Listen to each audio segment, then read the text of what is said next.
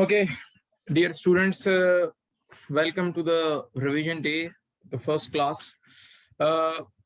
My name is Mustafa Mirchawala from Mirchawala's Hub of Accountancy, and I'm your SBR trainer. And first of all, before we move on, let's discuss the objective of this class. I have already conducted many webinars, many revision days, lot of past papers. Even I have posted it on YouTube as well.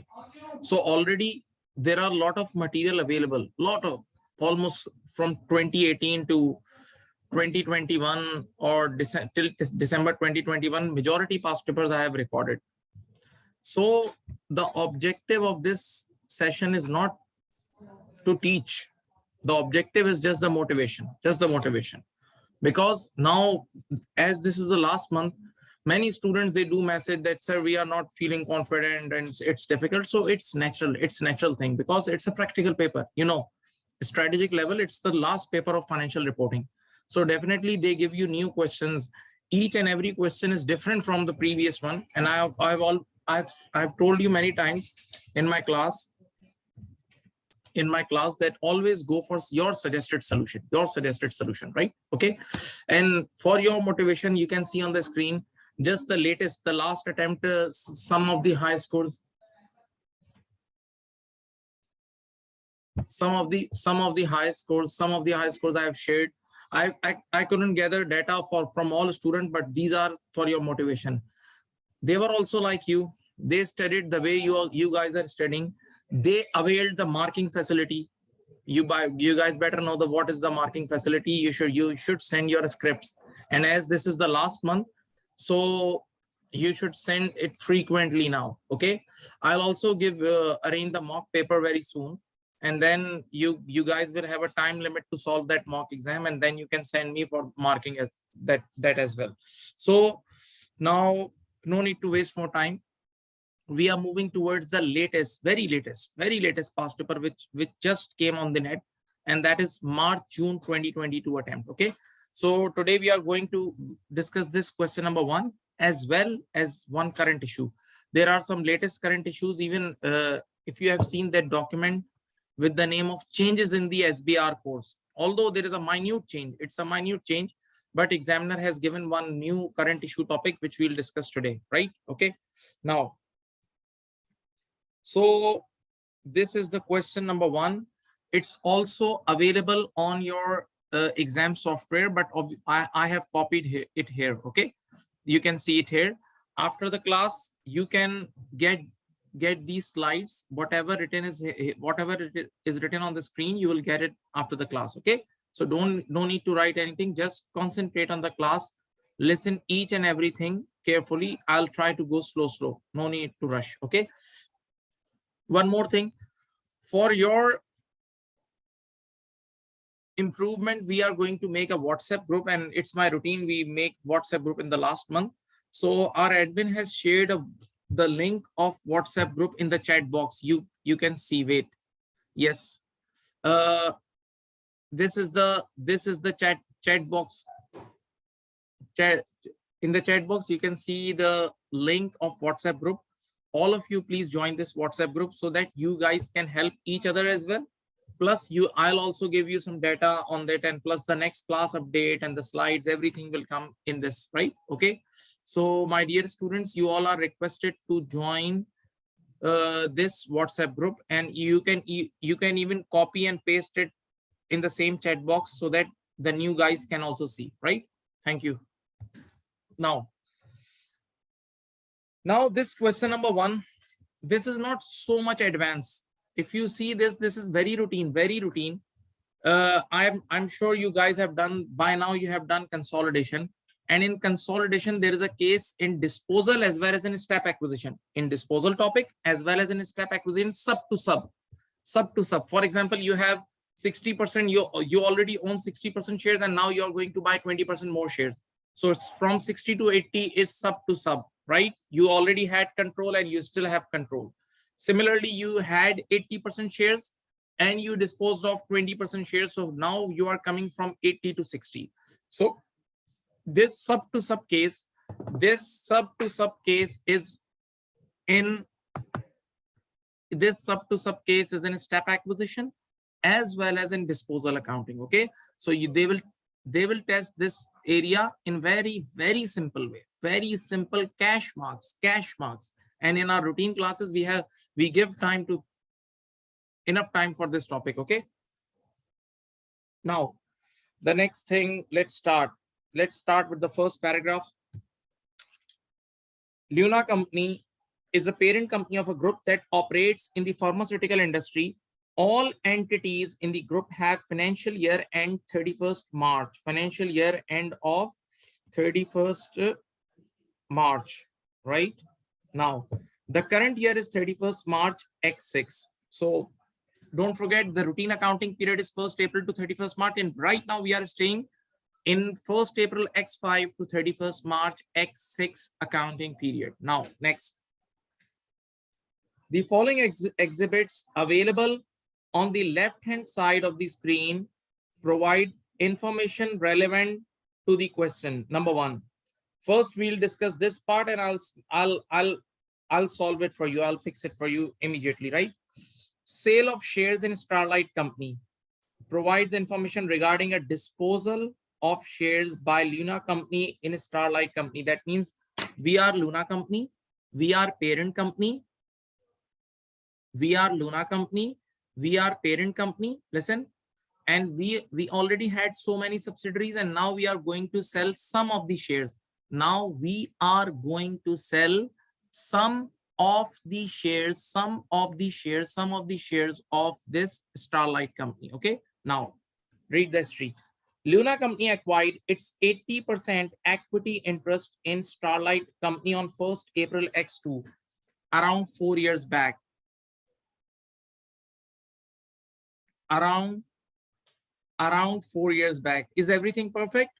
My screen, my voice, everything is perfect? Please tell me. Okay, thank you. Now, so we bought the shares, we acquired this subsidiary almost 4 years back. That is on 1st April X2. Do remember this date.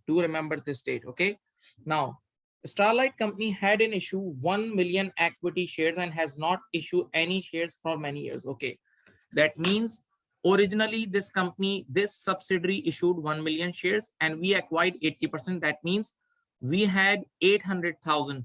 We had 800,000 shares. We had 800,000 shares, right? Okay. Now, and no change in holding since many years. So we have 80%. Goodwill on acquisition was correctly calculated as 320,000, but had subsequently been impaired by 15% in 2004. Okay, come on, all of you be active. Originally at the time of takeover, the goodwill was 320,000 and this was impaired by 15%. Can anybody tell me what is the 15% of 320,000?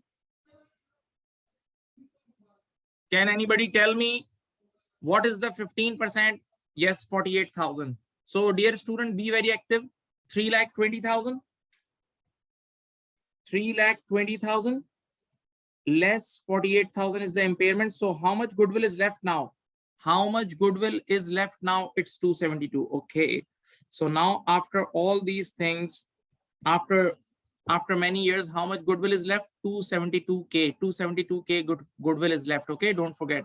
Now, Luna Company values the non-controlling interest at fair value. That's very good. That means a full goodwill method. The fair value of the net assets of Starlight Company at acquisition exceeded their carrying amount by 200,000. See, what does it mean? The fair value of the net asset of Starlight Company at acquisition exceeded their carrying. This is upward fair value adjustment. It means upward fair value adjustment. That means at the date of takeover, there was some upward fair value adjustment. And the good news, see the good news. This all related to non-depreciable land, which is still owned by Starlight Company at 31st March X6. Okay, that means no issue of excess depreciation. This is pure. This fair value adjustment related to pure land. Okay, 200,000, 200K. Now, the remaining story. On 1st January X6, on 1st of January X6, read this date. On 1st January X6, that means 9 months after the starting of our recent accounting period.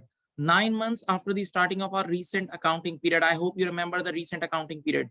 Luna company sold only 100,000 equity shares in Starlight company for $7 a share.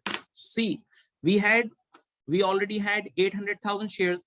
We already had 800,000 shares and we just sold 100,000 shares. So originally we were holding 80% shares. And now after this disposal, our holding is 70%. Our holding is 70%. So that means it's a sub to sub. Previously, this was our subsidiary, and now again, this company is our subsidiary. So no change in control. No change in control. If you have taken, my dear student, be active. If you have taken the normal classes, you know, I used to write these words. Sub to sub, no change in control, no change in control. And this transaction is between equity owners. No change in status. This transaction is between equity owners. So that's why in the consolidated books, we are not going to book any gain or loss in P&L. In consolidated books, we are not going to book any gain or loss in P&L, right? This is a routine case. Now, what's next? The only reserve now, the only reserve within equity in the individual, see, individual, this is very important line. Statement of financial position of Starlight company is retained earning. Okay. The balance of this reserve on 1st April X5 was 4658,000. So all of you just keep quiet and think over it. This retained earning is from individual books. This retained earning is from individual books of S company. And also it is on the beginning of the year. Also it is on the beginning of the year. So you know, whenever you do the disposal transaction, you need net assets of subsidiary at disposal date.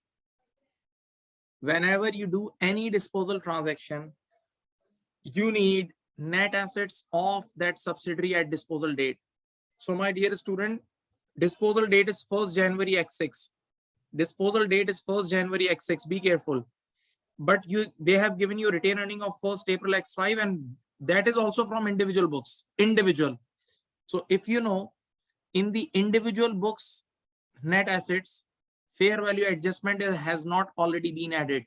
Fair value adjustment is not included in the individual books. Yes, fair value adjustment is included in the consolidated books. So, you know, in this 4658,000, in this 4658,000, you need to adjust the fair value adjustment if you want to calculate the real fair value of net assets, the real fair value of net assets of S company. One more issue, think over it. This retained earning is at 1st April X5. This retained earning is at 1st of April X5. And what's your disposal date? Active students, tell me, what's your disposal date? It's 1st January X6. So there is a 9 months gap. There is a 9 months gap. There is a 9 months gap. Okay. So you need to adjust. You need to adjust the profit 9 upon 12. You need to add 9 months profit in this opening retained earning. Okay. So what is the profit for the year? See the next line. Starlight company generated a profit for the year ended 31st March X6 of 165,056, which accrued evenly throughout the year. Okay. So this was the first thing, and this is routine transaction. SBR difficult level is something different. You will see soon. SBR difficult level is something different. This is routine transaction. You do such questions in your class. When you practice consolidation with your teacher, you do such questions or a bit difficult question than this in your class. So this is simple question, ready question. Now, giving you 1 minute, just read it, and then I'll move to the requirement. Okay.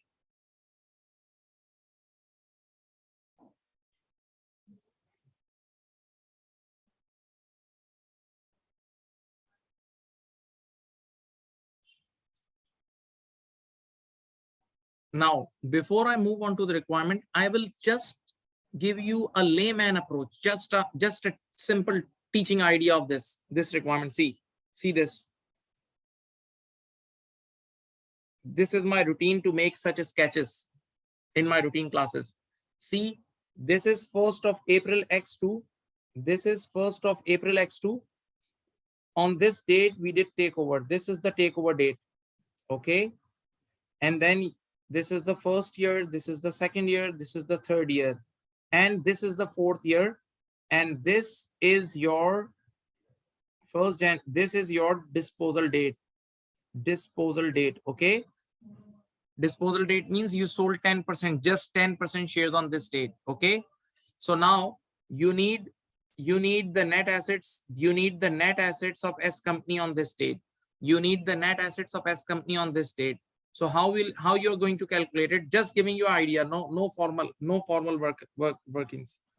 First of all, what is in the net assets packet? The first thing is share capital. In the net assets packet, the first thing is share capital. Share capital. So ordinary share capital is 1 million. We all know. You have retained earning, opening retained earning. Opening retained earning, that means this date. See, this date retained earning is 4568000. What you will do, you will add these you will add these 9 months profit. Okay, so you will get some sort of updated net assets at 1st January X6. But now one more thing, you know, this retained earning we have picked from individual SOFP of S company. So in the individual SOFP, fair value adjustment and goodwill has never been adjusted. So you will add the fair value adjustment as well, 200K, and the goodwill after impairment, because yes, in last 3 years, 9 months, there is some impairment as well. You guys calculated for me. So after impairment, there was some goodwill amounts. 272K. In this way, you will calculate your net assets. In this way is just informal working. In this way, you will calculate the fair value of net assets of S company at disposal date. And now use your brain. Use your brain. You know, previously we had 80% shares.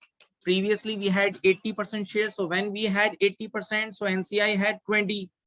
And now we sold 10% shares. So we are at 70 now. So NCI will be at 30%. So we need to calculate increase in NCI. Very good. We need to calculate increase in NCI. We need to calculate increase in NCI, students, right? And I tell you a short technique. Even in my routine classes, I also discuss this technique. Listen, whenever you need to calculate increase or decrease in NCI, listen, whenever you need to calculate increase or decrease in NCI, ask one question from yourself. Just ask one question from yourself. Who is seller? Who is seller? Who is seller? Who is seller? Just ask one question from who is seller. And in this case, as this is the case of disposal, so the seller is P company. Seller is P company. So now you need to calculate everything from parent company's point of view. And now just think, parent company was holding complete S company. Parent company was holding complete S company. So you need to calculate everything of S company. You need to calculate everything of S company, everything which we just did. See the screen? And then you need to multiply it by 10% because you sold 10% of your company. Because you just sold 10% of your company. Okay. In this way, you will be calculating increase in NCI. So I repeat, whenever you need to calculate increase or decrease in NCI, just one question ask yourself. Who is seller? And in this question, seller is P company. In this question, my dear students, seller is P company. Seller is P company. Okay.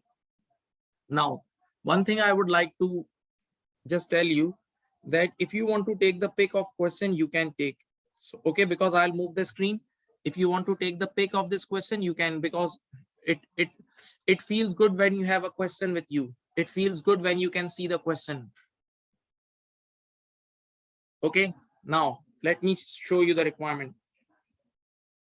See this. This is the requirement. 7 marks, scoring 7 marks, scoring 7 marks. Like you can score 5.5 or 6 from this 7 very easily. Explain with calculations. Explain with calculation how the disposal of shares in Starlight Company should be accounted for in the consolidated financial statement of the Luna Group for the year ended 31st of March X6. Okay, so you just no need to discuss about individual books. It's purely related to the consolidated books. Okay, there is a difference of accounting between individual books and consolidated books. So right now they are asking you for consolidated books. They are asking you for consolidated books. Okay, right? Let me show you some discussion, because in order to save time, because I just want you to make things understand. Teaching you how to type, it's not the objective. It's not, even I have done that in some classes. I have done typing in some classes, but right now it's not the objective. The objective is to making you understand what is the issue. Now, in the writing technique, I have guided you many times to try to write with heading sentence, heading sentence, heading sentence. Try to write in such a way that it will be easier for marker to mark. Don't make things difficult for marker. Okay, make things easy, simple, in points, in heading sentence, head easily. Now listen. First of all, I have written disposal of shares. How many shares you sold? Disposal of 100,000 shares, and this will make you from 80 to 70. However, this would still allow the parent to retain. Yes, we had the control and still we have control. Very simple lines, no need to waste time on it. Very simple. Now, next thing, treatment number 1. Income and expenses should be consolidated for the entire year. Yes, for the whole year, like first 9 months and last 3 months, same control we have. So in the income statement, we'll simply do adding together as it is. There would be no impact on consolidation of the subsidiary assets, liabilities along with goodwill. Yes, even as at the year end, we still have the control, and when we still have the control, we'll do normal adding together in SOFP as well, right? The transaction will be treated as equity transaction because it does not result in loss of control. I told you. This is the case of sub to sub. This is the case of sub to sub. Already told you. So we had the control, still we have the control. Now,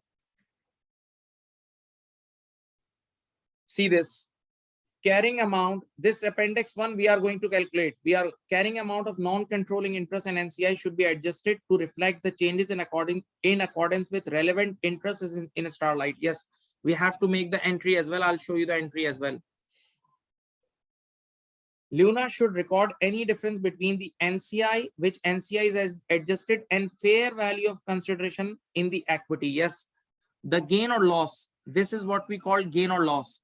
The gain or loss should not be booked in P&L. The gain or loss should be booked within equity. This is gain or loss. This is gain or loss, and this should be booked. This should be booked within equity. This should be booked within equity, right? Now, as they have given you the numbers, it's better I show you the numbers working first, and then we move on. Okay, now see and help me please with the numbers.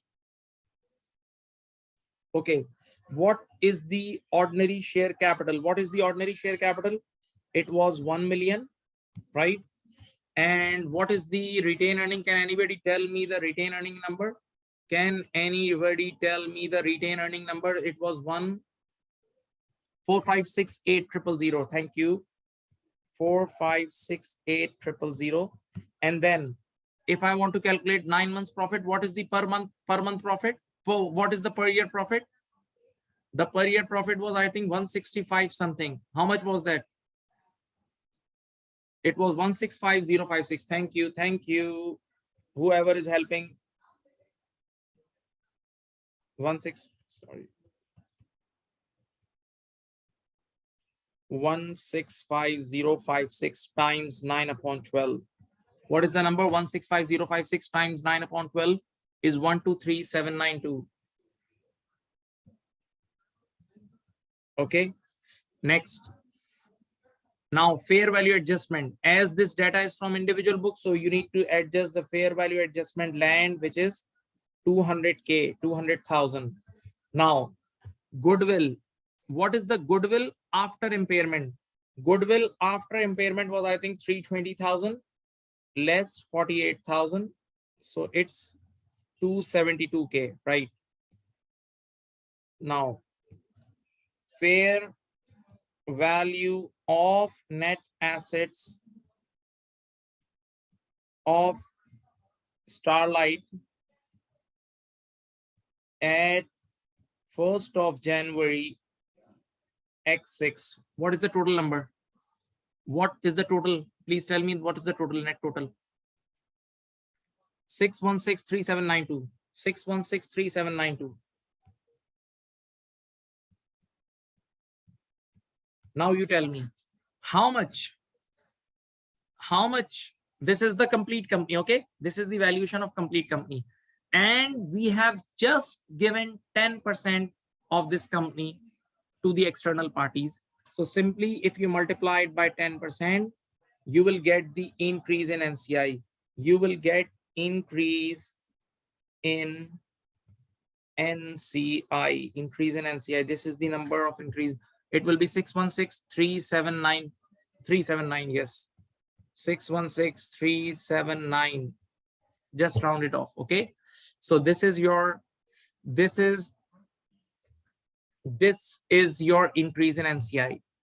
And if you have taken classes, and even if you haven't taken classes, and if you have seen if you have read the basic materials, what entry you make now, giving you 30 seconds to check it, and then we'll make the entry.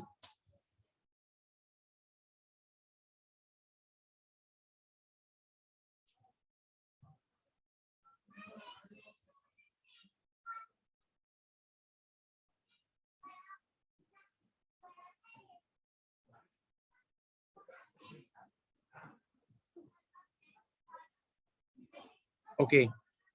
Now, how much cash we received? We sold 100,000 shares for £7 each, right? Sorry, $7 each. So 100,000 times $7 is 700,000. This is the entry. Debit bank 700,000. Now, as you can see that NCI is increasing, and whenever NCI increases, we credit it. So NCI will be credited by 616,379, and the remaining thing will go in other equity. It's 83621.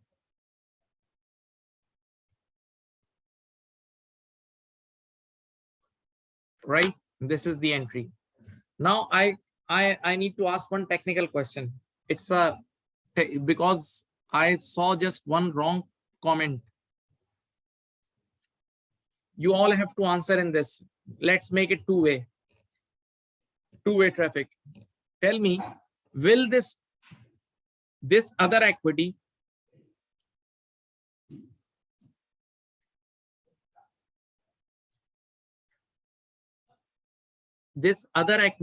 will go in the OCI section with the income statement or not? Will this other equity will go in the OCI section or not? Correct answer. You guys are right. Yes, it will go in OCE, not OCI. Because in OCI, we write those equity changes in which shareholders are not involved, and this equity change is with shareholders. This is the dealing of shares. So we are dealing with shareholders. So this equity change won't go in OCI, right? You can think that it will go directly in SOCI, statement of changes in equity.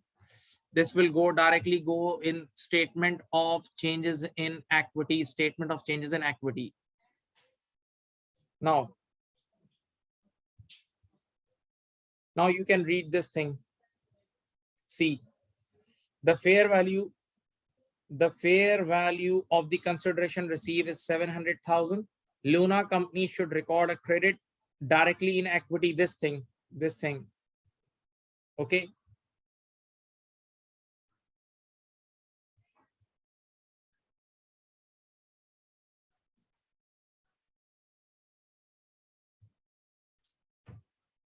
Is there any?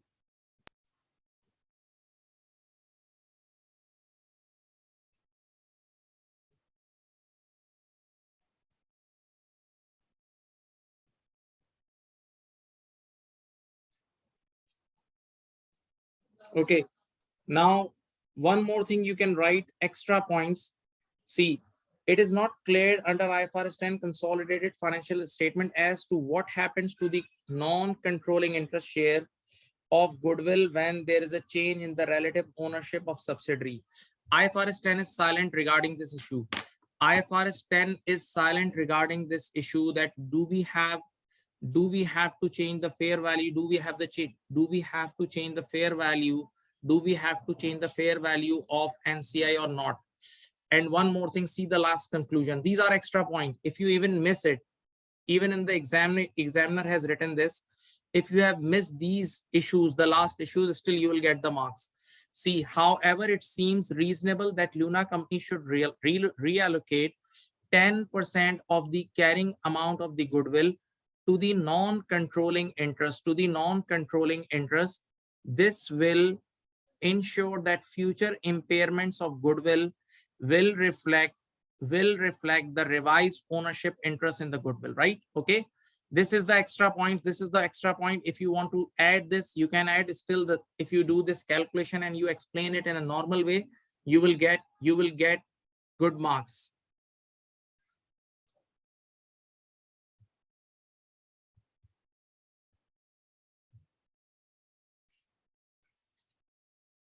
Now we are moving towards the second area. Second area of this question, and that is related to IFRS 15. You know, this thing you better know that in SBR paper, question number 1 is not even 100%. Question number 1 is not even 100% consolidation. It's mixed with IFRS as well. They give you IFRS as well. They give you both things. Right? Okay. So let's move to the second area of this question.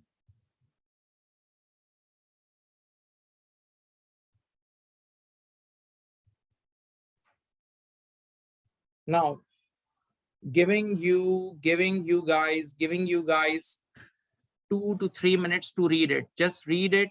And this paper is March-June 2022. Just read this and give your conclusion. I'm giving you 3 to 4 minutes. Read it and just think what is right according to you, what is correct according to you. Read this thing, please.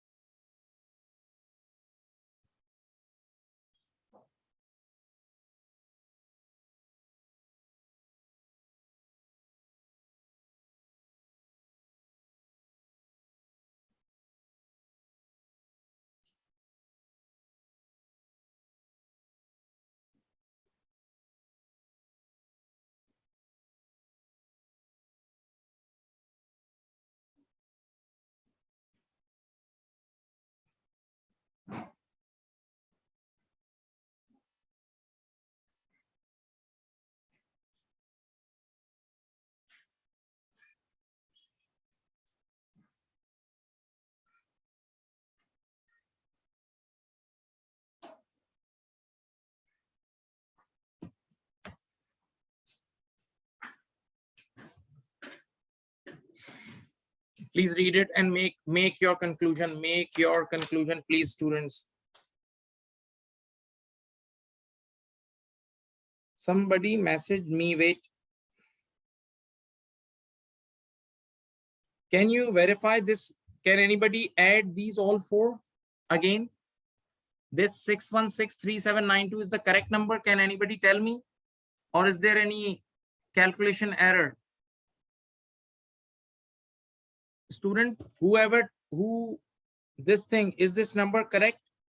Can you please add it? Which retained earning is wrong?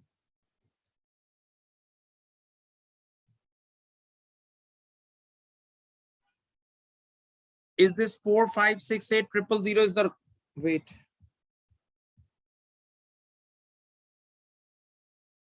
Oh, it's 4658. Yes, this is 4658. Students, transposition errors.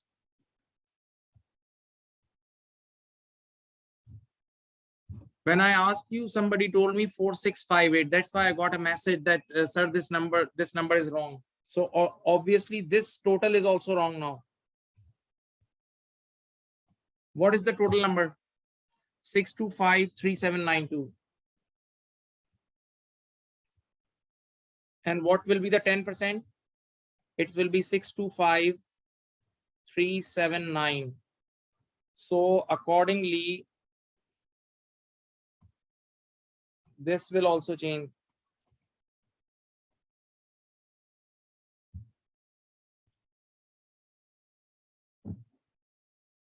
Can you tell me what is the number of other equity? Take the difference, please. Take the difference and be active from now. That's why I told you to take the picture. Nobody told me. Can you take the difference between 700,000 and 625,379? 746. Okay, right? So be active with the numbers. Be active with the numbers, okay?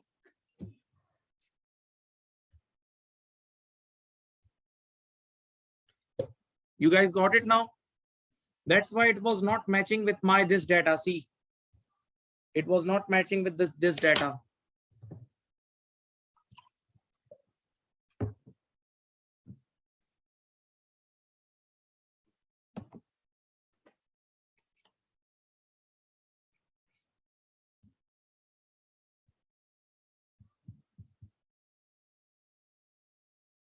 Okay.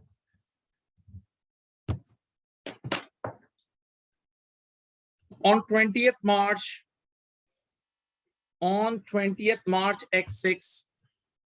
Okay, one student is asking what is OCE, what is the difference between OCE and OCI. I have written an article on it. I'll share with you guys, okay? Right? On 20th, yes, there is a question, sir. We have to explain you have to explain everything in writing. In the requirement, it was written. Explain, the word explain. So obviously it's about theoretical discussion, right? On 20th March X6, see this. Luna Company sold 5,000 units to Starlight Company at an initial transaction price of $200 per unit. $2, and control of the goods passed from Luna Company to Starlight Company on that date. See, control has been passed. So, you know, whenever, if you remember the stage 5, if you guys remember the stage 5 of IFRS 15, so whenever you need to book revenue point in time, so you have to check this control thing. And yes, the control has been passed. So it is correct to book the revenue. Payment is only due when Starlight Company sells the goods on to the end user, which typically takes around 6 months. Okay, listen, you have given the control of parent company is Luna Company, subsidiary company is Starlight Company. Please, student, be very careful. Parent company is Luna Company, subsidiary company is Starlight Company. Parent company has sold goods, transferred the control to Starlight Company, sorry. And now Starlight Company will sell it further. To other guys and will pay later. So there is no issue with the payment terms. Control has been passed. Now, Starlight Company had not yet sold any goods to the final consumer as at 31st March X6. That means complete URP. Complete URP. This is basic F7. Basic F7 level thing I'm telling you. Basic F7 level thing I'm telling you. This is complete unrealized profit URP. Hope you remember.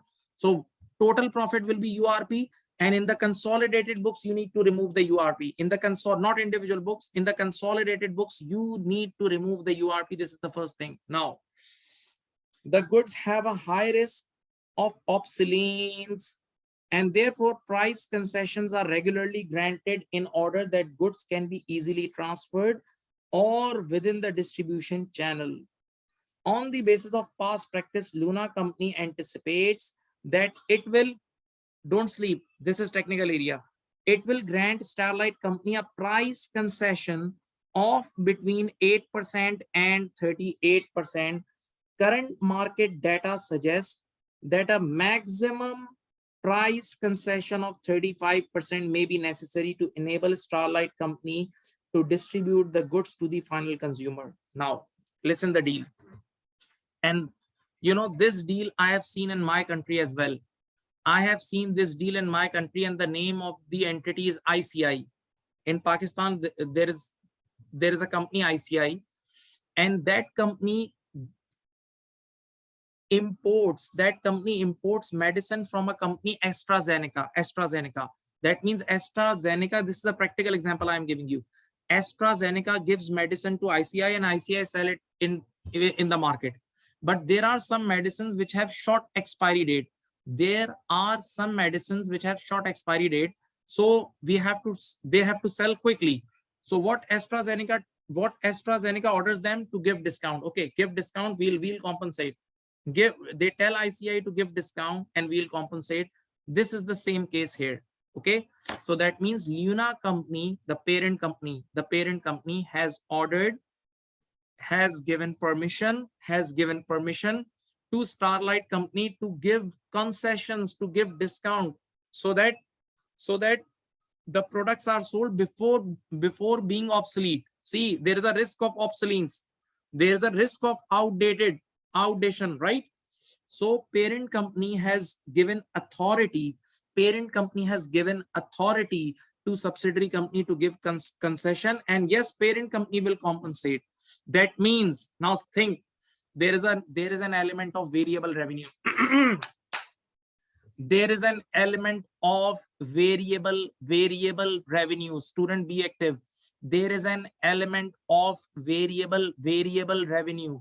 Now parent company is not sure how much discount subsidiary company will give further. There is a possibility they will give 8%, 10%, 15%. Look at here, 20%, 25%. See, there is a range. Normally between 8 and 38%. 8 and 38%. This is the range. So now there is a topic of variable revenue. There is a topic of variable revenue, variable price here. So now there are two solutions. I'm giving you two solutions. The first solution. A normal, if you come to stage 3 of IFRS 15, you know, for variable revenue, you have to use statistical tools. Let me recall you those tools. It is written on IFRS book as well. The first tool is EVA, expected value analysis, and one tool is most likely outcome. These two names you have also studied in IS 37. These two names, EVA, expected value analysis, and the second one is most likely outcome. EVA, expected value analysis, and the second one is most likely outcome. Okay, so first of all, you have to do the general discussion with the examiner that, see, they have company anticipate that it will grant a price concession between 8% and 38%. So now you can take a midpoint. Can anybody tell me what is the midpoint of 8 and 38? Can anybody tell me what is the midpoint of 8 and 38? Please tell me. The difference between 8 and 38 is 30. The difference between 8 and 38 is 30. And if you divide 30 by 2, it's 15. The difference between 8 and 38 is 30. And if you divide 30 by 2, it's 15. So now 8 plus 15. 8 plus 15 is 23. Okay. So now in your discussion, listen, in your discussion, you can write,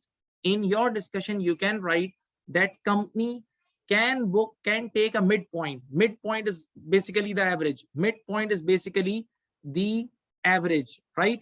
So 23% is the midpoint. And what is the revenue? Can anybody tell me the revenue, total revenue? 5,000 units. 5,000 units are there, and 200 is the price. So 5,000 times $200, this will make, I think, 1 million. 1 million. Okay. So in the first instance, you will say that we can book revenue 1 million times 77%. Why? Because 23% will give them discount. 23% on average we can give discount. So we can book only 7,70,000 revenue. I'm repeating it. Listen. First of all, listen the story. This time we are not going to get the complete price from subsidiary because the product is very risky. There is a high chances that the product will be obsolete soon.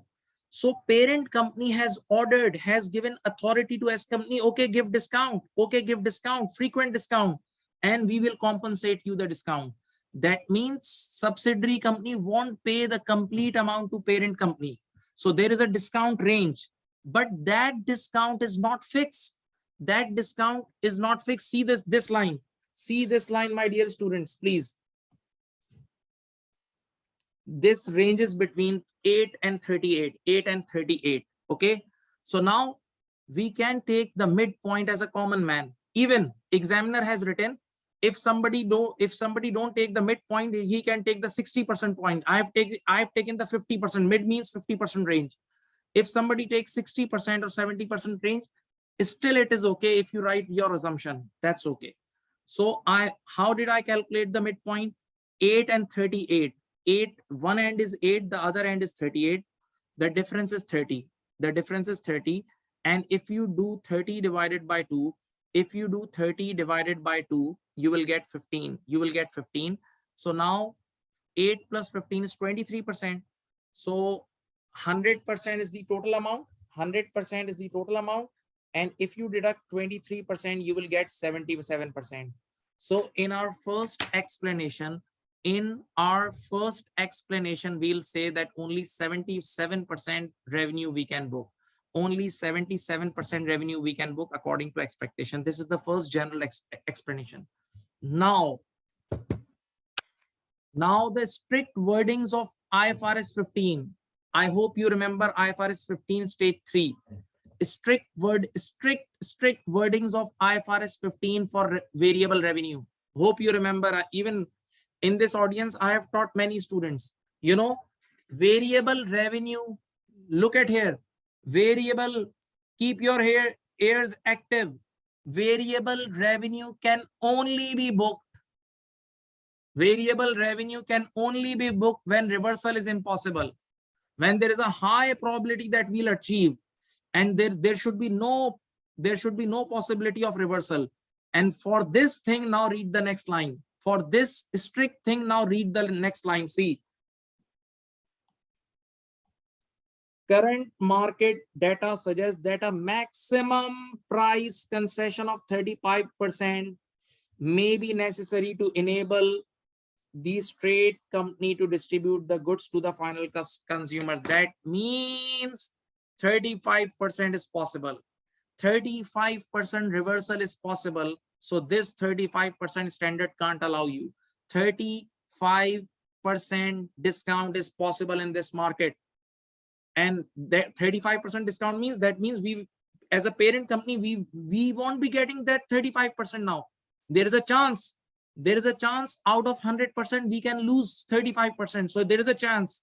So when there is a chance, so you can't think of booking this 35%. So now if we talk about the pure rules, if you talk about the pure rules of IFRS 15, how much revenue can we book? Listen, this is the total revenue. This is the total revenue less 35%, and less 35% means 1 million less 35% means 3,50,000 out. So you can only book 650K. You can only book 650K revenue. This is the final thing. So what will be our final wordings? Final wordings that already parent company has booked the revenue for 1 million. Parent company has booked revenue of 1 million.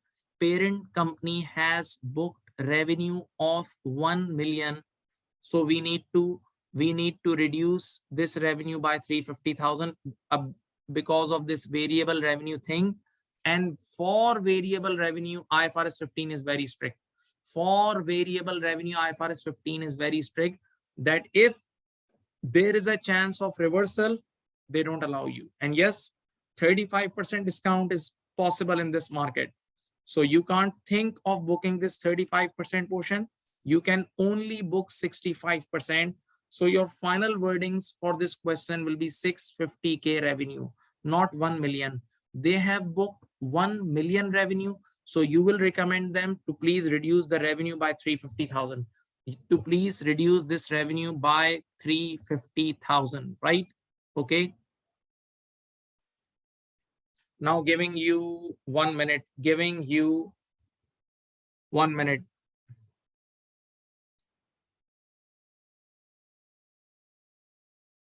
Yes, there is a question. Can we directly do 35% thing? Yes, you can do. 35% point is the strong point. The major point is 35%. But yes, as they have given you the range, so we need to just discuss this range. We just need to discuss 1 or 2 lines for this range.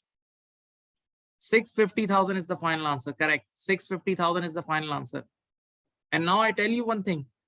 In this strategic level paper, they have asked you one thing regarding F3 level, F3 or F7, FA or FR level. Can anybody tell me what is the consolidation income statement treatment for P2S sale? This is P2S sale. What is the consolidation income statement treatment for P2S sale? Can anybody tell me? This is P2S sale. What is the consolidation basic treatment P2S sale? Yes, very good. The amount of transaction will be removed from consolidated sales as well as consolidated cost of sales. First of all, the amount of transaction, the amount of revenue will be removed from consolidated sales as well as consolidated cost of sales. Okay. And number 2, URP will be added. URP will be added in consolidated cost of sales. This is also the requirement of this question. This is also the requirement of the next question, I'll tell you, right? Okay. Now, whatever you have seen here, let me show you in the wordings now. And be confident, please. See this. See this, please. First of all, you have to discuss stage 5. And if you have seen the latest changes in the course, so you know, examiner has written openly, I'll share you that file, that now no need to write 5 stages name.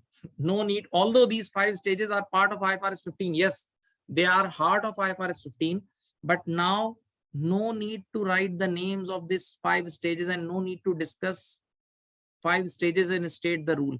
You should do direct application. That is the main focus of the examiner. Okay. Now listen, you know, revenue, the first thing of IFRS 15, even I made a vlog on this line. IFRS 15 stage 5 says that book revenue, IFRS 15 stage 5 says that book revenue when performance obligation is satisfied. Whenever the obligation is satisfied, whenever the deal is done, performance obligation is satisfied. Okay. So there are 2 options. You have overtime. See this, overtime you can book or point in time. But as this is the case of goods, as this is the case of goods, and you just pass the control. So point in time is appropriate. So it's the correct treatment they have done. See, on 20th March X6, yes, they booked the revenue should be booked immediately. The revenue should be booked immediately. This thing is perfect. The revenue should be booked immediately. This thing is perfect. But now the next thing. As per IFRS 15, price concession which is likely to be offered by Luna. In this case, the consideration is variable and uncertain. Yes, it's variable. Luna company should either choose an expected value method or most likely outcome. This I just told you. Okay. So our time is very precious. We can use expected value method because Luna has a history of offering price concession range from 8 to 38%. This seems to be more appropriate. If there is a limited information, Luna company can base its variable consideration by using midpoint. See, this working I've done, right? So this is just the recommendation. This application 3 is the recommendation. Now, the real thing is this. The real thing is application number 4. Look at this thing, read it. IFRS 15 states that when estimating the amount of variable consideration, revenue must only be recognized to the extent that it is highly probable that a significant reversal of the cumulative revenue will not be required in the future. That means there is you should not do reversal in future. You should not do reversal in the future, right? Okay. And now finally I've written the end, and this is the conclusion. So I would recommend, in my previous webinars, I've also said to follow this approach: heading, sentence, heading, sentence, heading, sentence. See this.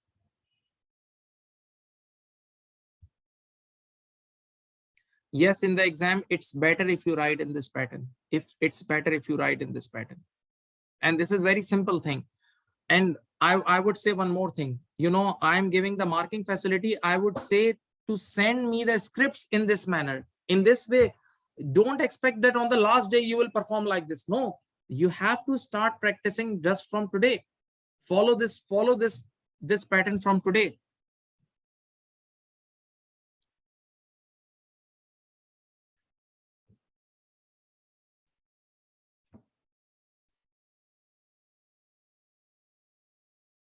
Now,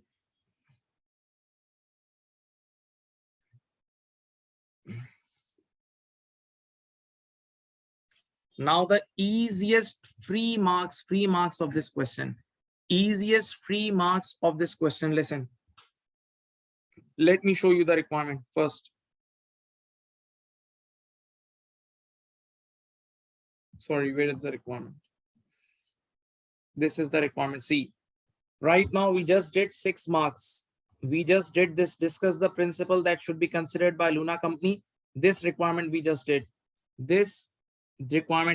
6 marks. Now, requirement number A.3, using exhibit 1 and 2 only, present extracts that should be included in the consolidated statement of profit and loss.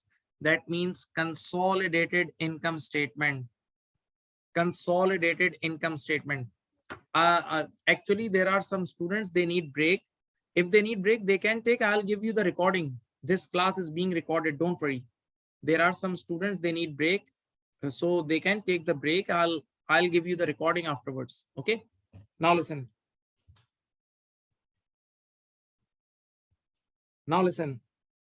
Using exhibit 1 and 2 only, present extracts that should be included in the consolidated statement of profit or loss of the Luna Group for the year ended 31st March X6.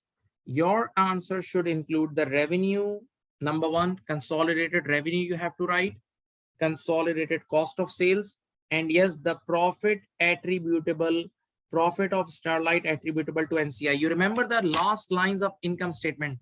You remember the last lines of consolidated income statement in which we break profit attributable to equity owners of P company and NCI. That NCI you have to calculate. That means you have to calculate NCI for income statement. You have to calculate NCI for income statement. Be confident. These 4 marks are scoring marks. These 4 marks are scoring marks. These 4 marks are scoring marks. Okay. Now, first of all, I would like to show you the question page so that you can take the pick if you want to take the pick. Otherwise, there is no need. See this. If you want to take the picture of this question, please, the question is in front of you. This part is in front of you, please. See, you have revenues and cost of sales for both companies. And yes, you have this. See this, all of you see this. You have profit as well. For the whole year, profit is also available. See, 165056 is the S company's profit. 165056 is the S company's profits. Now, let me solve it for you. Please. This is the requirement. This is the requirement. First of all, throughout the whole year, we had the control. Although, although the holding percentage changed from 80 to 70, but still for the whole year, first of all, best words. We always prepare income statement for the year. We always prepare income statement for the year. Okay. So throughout this for the year, we have the control. Okay. Although there is a change in holding percentage, but we had the control. So once we have the control throughout the year, so we'll do normal adding together. So first of all, you will add these two revenues. Now, what are the steps? What are the steps for P2S sale? What are the steps for P2S sale? Look at here. The amount of revenue will be deducted. The amount of revenue will be deducted from sales and cost of sales. Okay. So first method, they have already booked 1 million. See, in the question, you can see the question. They have already booked 1 million revenue, although it is wrong. In the last requirement, we rejected it. They have already booked 1 million revenue. So if you just follow them, what you do, listen, you will subtract 1 million from here and 1 million from here. This is also perfect. If you do like this thing, this is also perfect. There is one more solution. Look at here. You say, no. First, I want to correct. First, I want to correct the mistake. So that means they overstated the revenue by 350. Parent company overstated the revenue by 350. So from one side, there's a revenue 350 extra, and on the other side, the cost of sales is 350 extra. So first you will say 350K, right? First you corrected the mistake. Now you tell me what is the revenue left? 650,000. 650,000 correct revenue, which is still included. 650,000 is the correct revenue, which is still included. So you need to remove that as well. You need to remove that as well in the consolidated books. Okay. So again, it is the same thing. If somebody subtracts directly 1 million from sales and 1 million from cost of sale, that is also okay. And if somebody wants to show the breakup like 350, 650, 350, 650, that's also okay. So this is the first step. Yes, the first one is easy. Somebody just commented the first one is easy. Okay, you can follow the first one, 1 million directly. Now, what is the second step? Can anybody tell me? URP will be added in the consolidated cost of sales. URP will be added in consolidated cost of sales. Now you tell me how much original profit they booked. How much original? 200 was the sales price. And what is the cost? Can anybody tell me? 200 was the sales price. And what was the cost? Tell me, please. 80. So 200 minus 80. What is the profit per unit? 120. 120 is the profit per unit. And how many units were there? How many units were there? 5,000. 120 times 5,000. How much? 120 times 5,000. How much? 6,000. Okay. So you will add the URP. This is your URP. Okay. Now, please tell me this number as well as this number, please. Can anybody tell me the numbers? And please do the correct calculation for me.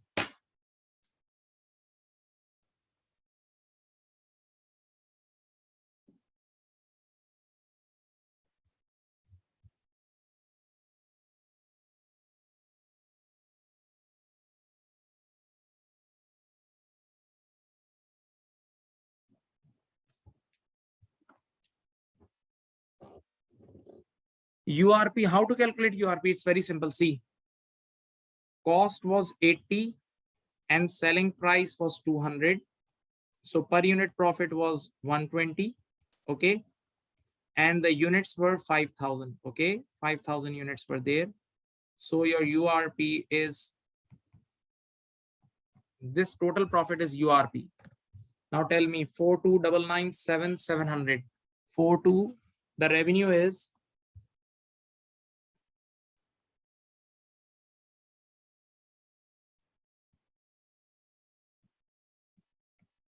42,997,700. Okay, this is the revenue. And the cost of sales is, I think, cost of sales is how much? Tell me. 2879. Yes, 28796. 28796 140. See, we have calculated the consolidated sales revenue as well as consolidated cost of sales. We have calculated the consolidated sales as well as the consolidated cost of sales. This working is separate. Okay. Somebody's asking a question, please. Why we add URP in cost of sales? Because we need to reduce the profit.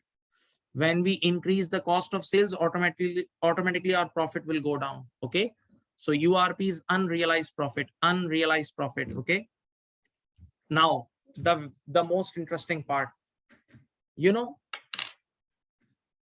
actually I teach all basic papers as well as advanced paper.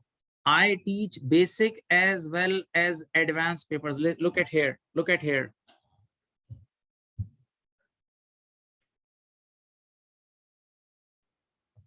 There is a question somebody's asking, that why did you calculate complete URP 600,000? Because originally the work already done by the examiner is this profit. They have already booked this profit. That's why I need to remove this profit. We haven't correct the individual statement right now. They have already booked this profit. That's why we need to remove this profit. Go and check. They have used this selling price and this cost. Now, since the beginning of your career, when you start the basic accounting, teacher says this thing many times in the class. And I say this again. Even I said this before in the same class. Income statement is always provided for the year. Income statement is always provided, we always make income statement for the year. We always make income statement for the year, but yes, we make SOFP as at. We always make income statement for the year, but we make SOFP as at. Okay. So now finally we need to calculate NCI. We need to calculate NCI for income statement. Okay. We need to calculate NCI for income statement. Sir, which NCI you are calculating? Hope you guys remember the format of consolidated income statement. Hope you guys remember the format of basic F7 level, not SBR level, basic. Whenever we do adding together in the income statement, in the end we write 3 lines. Whenever we do adding together in the income statement, in the end of the income statement, we used to write the 3 lines: profits attributable to equity owners of P company. And then the next line is NCI, profit attributable to NCI. So right now you have to calculate that NCI. So this NCI means NCI for income statement. NCI for income statement. And now students, look at the screen. This is your accounting period. This is your accounting period, which is April to March. And in this accounting period, first 9 months, our holding was 80, parent company holding was 80, and NCI holding was 20. parent company's holding was 80 and NCI holding was 20. But in the last 3 months, parent companies parent company's holding was 70 and NCI holding was 30%. Okay. So now we are working for the year. Okay. So for the first 9 months, we have to use 20% NCI rate. And for the last 3 months, we have to use 30% NCI rate. Can anybody tell me the profit? Of S company? What is the profit of S company? 165056. See this, 165056. First of all, multiply it by 9 upon 12. This is first 9 months. And in the first 9 months, the NCI percentage is 20%. Now plus 165056 multiply by last 3 months means 3 upon 12. And in the last 3 months, the holding percentage is 30%. Please tell me the answer. Please tell me the final answer for this NCI.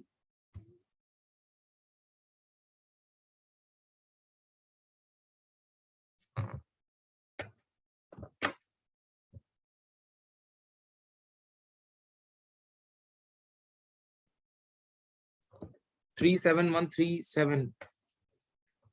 Total answer, okay?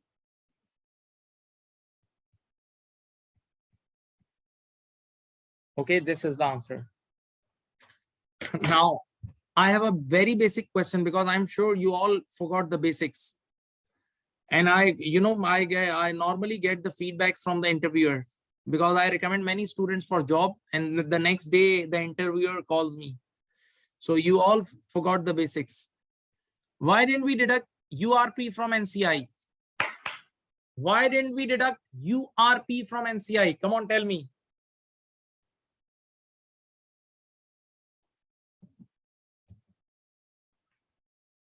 Why didn't we deduct URP from NCI?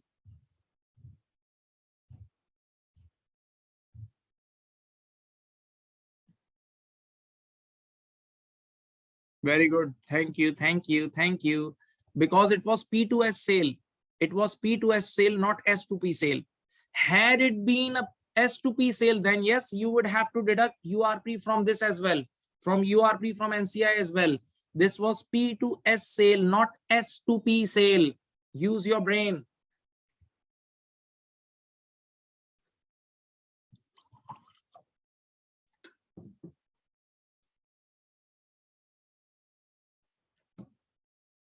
Now I'm going to move for the third requirement that is also related to basic consolidation. Today is the day of basic consolidation, but with the latest past paper. Today is the day of basic consolidation with latest past paper. And you know, this happens many times. Sometimes students prepare top-notch advanced level and they ask basic things. I've seen many times. Even this happens. Sometimes students study non-stop IFRS 9 and in the exam they give you IS 38. This happens, very routine.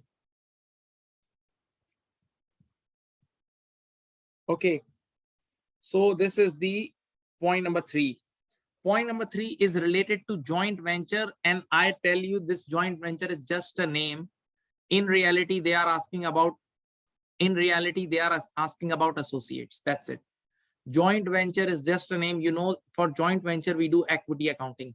Nothing related to joint control and blah blah blah. It's related to equity accounting. Basic test of equity accounting and then URP thing. Okay. Now look at here. On first, requisite company provides information about the creation of requisite company, including details of a sale of property from Luna company to Rocket company. Now we are Luna company. We are the main heads. We are the main parent company. Okay. Now on 1st April X4, Luna company and an unconnected third party established a joint arrangement. In joint arrangement, you know, there should be a joint control. Okay. Involving the creation of joint venture. Hope you remember these two types of arrangement: joint operation and joint venture. Joint operation and joint venture. Here it is joint venture. Here it is joint venture, and with joint venture we do equity accounting like associates one. Rocket company, each venturer has paid 6 million in cash. This is your COI. COI is 6 million. COI is how much? $6 million. COI is $6 million. Okay, right? Cost of investment. Hope you remember the meaning of cost of investment. To the newly created entry in exchange of 50% interest in the equity shares. Now, Rocket company has earned profits for the year of 73450 and 126980 in the year to 31st March X5 and X6. Now wait. The question is related to two accounting period. See this. 1st April X4 to 1st April X5. This is the first period, and this is the second period, students. Right? See, these are the two accounting periods, and you have the profits. The first period profit is 73450, and the second is 126980. Now, additionally, Racket company is the joint venture, right? You can think it's your associate for easiness frequency. Rocket company is your associate, right? Company paid dividends to both Luna company and the other venturer, that means other investor, of 15,000 each. That means we received 15,000 dividend, and the other guy also received the 15. Total 30,000 dividends. Now, do you guys know the treatment of dividends received from associate or not? It's a technical area of F7 level. Nowadays I teach this in F3 FA level as well. Dividends from associate I teach in FA level, I teach in FR level, and I teach it in SBR level as well, and ICAEW level as well. In all levels they are same now. Yes, the entry. Can anybody tell me the entry for dividend received from associate? Dividend received from associate, the entry is this. See, this is the entry. Bank debit and investment in associate credit. Bank debit and investment in associate credit. Bank debit and investment in associate credit. This is the entry. I'm sure majority of you don't know this, or you have forgot this, but this is the part of your course. Bank debit, investment in associate credit. Now let me tell you the logic. Sir, why didn't you book the income? You are receiving dividend from associates, sir. You are receiving dividend from associates, so you should book the entry bank debit and P&L credit. Bank debit and income credit. No, we have already booked this income. Because we book through profit after tax. We book complete profit after tax of associate in our income statement. So in profit after tax, already dividends are included. So we have already booked this dividend as an income, if you remember, right? So first of all, in this question, this is the, see this, all of you look at here. This is the first issue of this requirement. See, this is the first issue of this requirement. The second issue is separate. I'll discuss this separately. This first paragraph is the first issue. I personally want you to discuss this thing first and then the remaining thing afterwards. I personally want to discuss this first thing now and the remaining thing afterwards. Okay, wait. If you want to take the picture of the question, you may. If you want to take the picture of the question, you may. Okay, let me show you my working and then I'll show you the discussion. Wait. This is the requirement. See this requirement, B part. This B part. This is the requirement. Discuss with calculation with numbers. How investment in rocket company and the sale of property. This is the separate part. The sale of property is the separate part. I didn't read it. I didn't read it even. Okay. This is the second part. Should be accounted for in the consolidated financial statement, not individual financial statement. It's about consolidated financial statement for Luna Group in the year ended 31st March X6. Okay. Right now, I am teaching you this part only this. See, I am teaching you this piece. Right now, I am teaching you only this piece. First piece. Okay, let me show you. See how you will do it. Read the remaining part afterwards. You know, as your joint venture is like associate, the accounting of joint venture is equity accounting, which is the associate accounting. Okay, so for associate accounting, you do equity accounting and you have to do one line adjustment. And what is that one line adjustment? You have to calculate carrying value of investment in associate, carrying value of investment in associate, or you can say, look at me, carrying value of investment in joint venture, carrying value of investment in joint venture JV, right? I'm sure you all know this. First of all, we write COI. I have made things very easy. See, this is all a spoon feeding thing.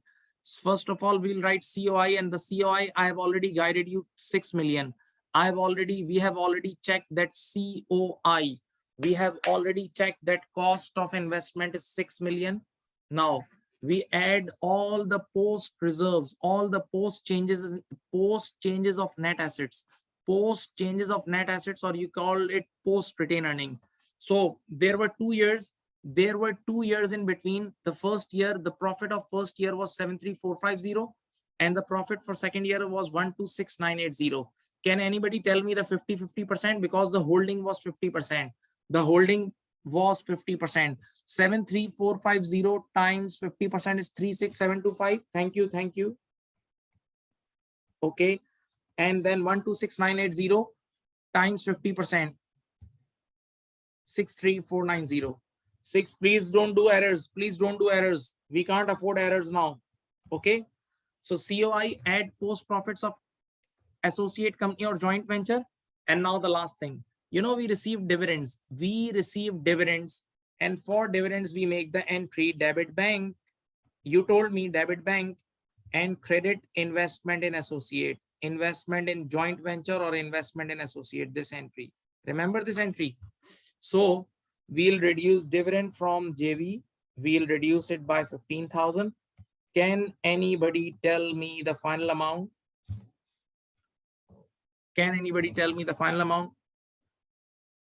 6085215. Thank you. This will be reported as a non-current asset. This will be reported in the SOFP as a non-current assets, okay? There are other techniques. To calculate this carrying value of investment and associate, but this technique, I like this technique. Sir, why we take one question. Somebody asked a question. Why did we take 2 years profits? Because this working we are doing for SOFP. And SOFP is always as at. This working we are doing for SOFP, and SOFP is always as at. So we have to take the cumulative retained earning. We have to take the complete post retained earning, students. And they gave the data in the form of for the year profit. They gave you data in the form of for the year profit,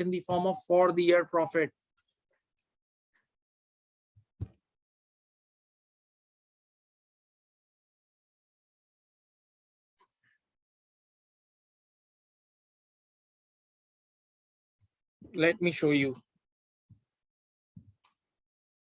In the question, I told this. See, this is your acquisition date. and this is your reporting date. Can you see?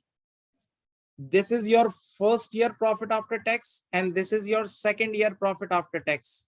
So if you add these two, numbers, you will get the cumulative retained earning of the 2 years.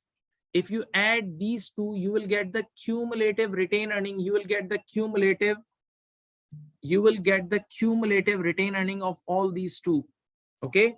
And as you have to work for SOFP,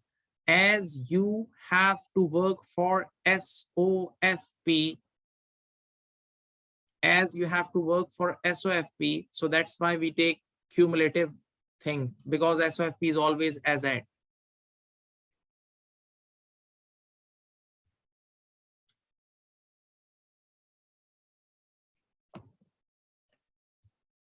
And I have followed the same method which you guys have been following for last FR level exams. Okay, there is other shortcuts as well which I didn't follow. Now read the discussion. Read the discussion of this part. Look at here. As per IS 20, Luna should adopt equity accounting basic thing within its consolidated financial statement for its investment. This means that in consolidated statement of financial position, the investment should be included as one figure within non-current. One figure means one line. One figure means one line adjustment. One line adjustment. One figure means one line adjustment. It will be recorded at cost initially, and it will be increased by 50% due to the increase in net assets. Increase in net assets means post reserves. Increase in net assets means post reserves. Okay. And normally these post reserves are post retained earnings. Normally these post reserves are post retained earning. Now, within the consolidated statement of profit or loss, you can 50% of the profit for the year. See, yes, in the income statement, obviously, I always agree, income statement is always for the year. Income statement is always for the year. So in the income statement, you will always include 1 year profit times your holding percentage. Okay. But again, as a single line, again in the one line, and you call it associate share of profit. Again, you write it in one single line and you call it associate share of profit. Since the profit is before deducting, see, this is the logic, payments during the year, it is important to exclude the 15,000 dividend received by Luna company from investment income within the consolidated profit or loss. Now wait. There is one concept. One thing is called individual income statement of P company. Look at here, this is technical point. One thing is called individual income statement of P company, and one thing is called consolidated. We make consolidated income statement by using the data of parent company's individual income statement, because we do adding together. And in the individual company, in the individual income statement, parent company books this all dividend income as a normal income. In the individual income statement of parent company books all dividend incomes from all sources as a normal investment income. So obviously this 15,000 parent company had already booked as an income. But now when we are doing consolidation, so in the consolidation, we are applying equity accounting for this. And in the equity accounting, we have taken this associate or joint ventures profit after tax. We have taken the joint ventures profit after tax for equity accounting. So dividends are already included. So dividends are already included in associate share of profit. So now we need to remove the investment income if that has already been booked by parent company. If that has already been booked by parent company, and hope you remember these treatment. In your FR paper, you used to do this. In your FR paper, because FR paper was pure number crunching paper. FR paper consolidation was pure number crunching. You used to remove it. Let me tell you the name. I think there was a question in your FR exam kit, VIAGEM, VIAGEM,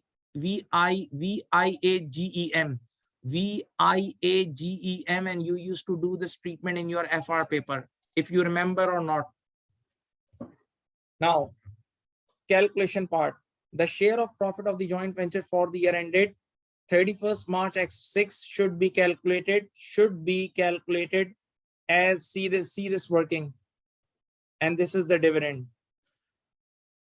Now, you know, they have netted off these things. See this thing.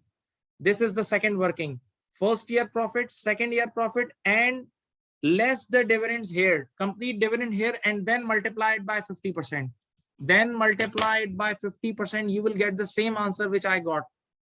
All of you, let's try. See, if you netted off these three things, if you remove the dividends from here, total dividends from here, you will get 170, you will get 170,430. And when you multiply 50% on this 170,430 and add it in 6 million, you will get the same number. See this thing. You can better understand. See this thing and this thing. This is the shortcut. This is the shortcut, but look at here. All workings in front of you. All workings in front of you. Student, please take your time. All workings are in front of you. You can take your time.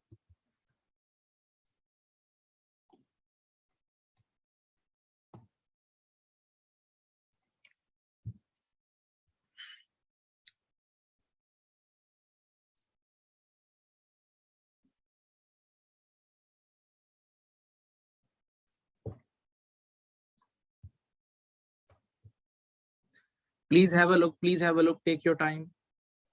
I'm giving you time so that you can settle your mind.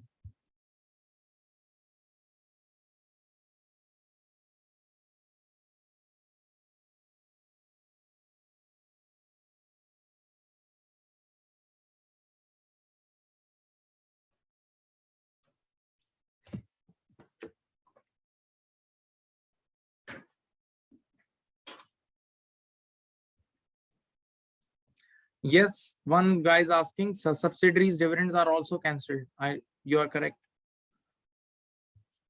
Now, before we move on to the remaining requirement, let me teach you something. Now I'll teach you a new concept. For many of you, this will be a new concept. Look at here. Look at here. I won't move forward now. First, I will teach you something new, and you will understand. I'll teach you with logic. Many of you now, don't sleep. I'm going to give you break just after 15 minutes. After 15 minutes, I'll give you break. I won't teach you the complete question in one go. We'll teach in pieces, but this is the last topic before break. This is just for your motivation. Listen, we all have studied unrealized profit. Yes, since beginning. Have you ever think about unrealized loss? Have you ever think about unrealized loss? Unrealized loss. Did you ever think about unrealized loss? Yes, this is also a concept. This is also a concept, and it has been tested once in your P2, old P2 paper. The name of the question was merchant. The name of the question was merchant. If you remember or not, merchant. If you see the original full question of merchant, they asked the concept of unrealized loss. I'm not sure all of you know this or not, but I will teach you right now from the basic. It will take five minutes. Listen, for example, parent company bought the inventory for 1,000. See, parent company bought the inventory for 1,000, and the fair value of this inventory, the real value of this inventory is 1,500.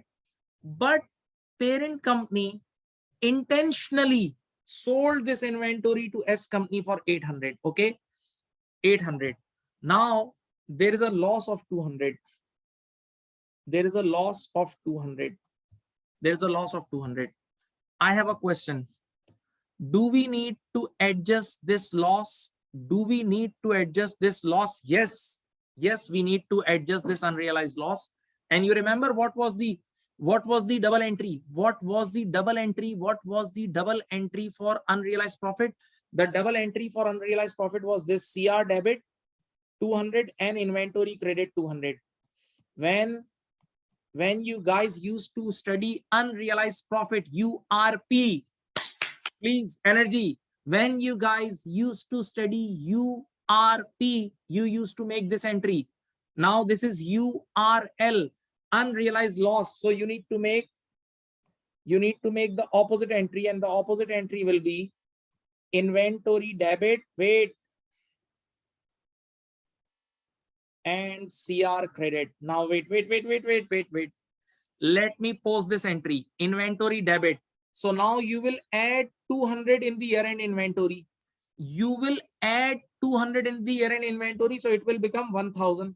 It will become 1000. And believe me, this 1000 is the perfect number. This 1000 is the perfect number. Why? Why? Because IS2 says inventory should be recorded at lower of cost or NRV. IAS2 says inventory should be recorded at lower of cost or NRV. Look at here. Look at here. This is we are working for group accounts. For the group point of view, see, the goods are entering in the group for 1000. This is the cost, and this is the NRV. This 1500 is the NRV. Cost is 1000 for the purpose of group. See this packet. See this packet for the purpose of group. What is the original cost? 1000. And what is the NRV? The fair value is 1500.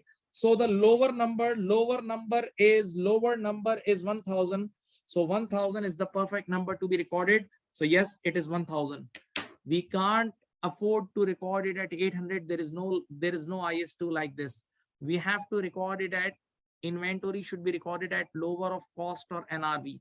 Lower of cost or NRV, and see the cost is 1000 and NRV in this case is 1500.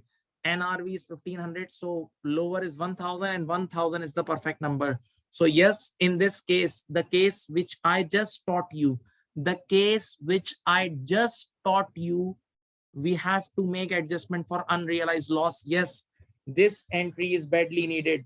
This entry is badly needed. I hope you understood this concept. This was the first concept. The second concept is left.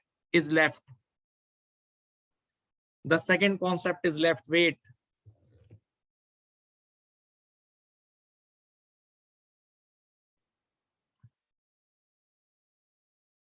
I'm giving you the second concept as well. And this revision was needed. Yes, I taught you in my normal class. Some students are saying, yes, I teach this in normal class. I remember, but still the concept is technical.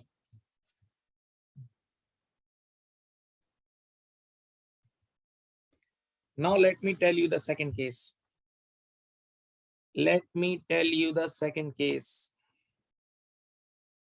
Now we bought the inventory for 1000, and suddenly because of obsolescence or technology change, the fair value of inventory came down to 800. The real fair value is now down. In reality, the value is down. And now we sold it for 800, the same fair value. Okay.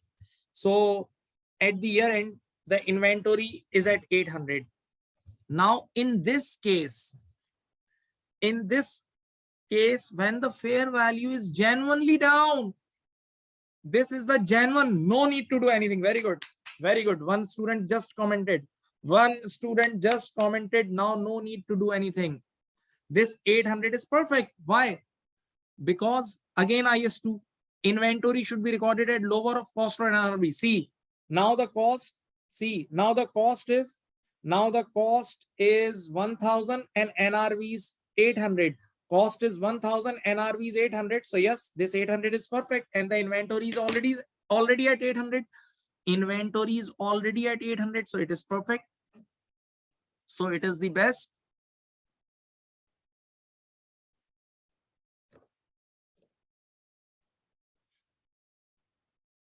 Okay, so what is the summary? Sorry for your time, taking your time. What is the summary? That if the fair value is genuinely down and you are selling at fair value, so now you don't need to do any adjustment, because this is real impairment now. Now this is a real loss, and from the group point of view, it is also a loss. Got it? Now, I expect that you know the URP rules for P2A when parent company sold goods to associate and associate sold goods to P company. This is also a topic. Listen. Listen, for example, we have a carrying value of a non-current asset. Just take the example of carrying value of non-current asset is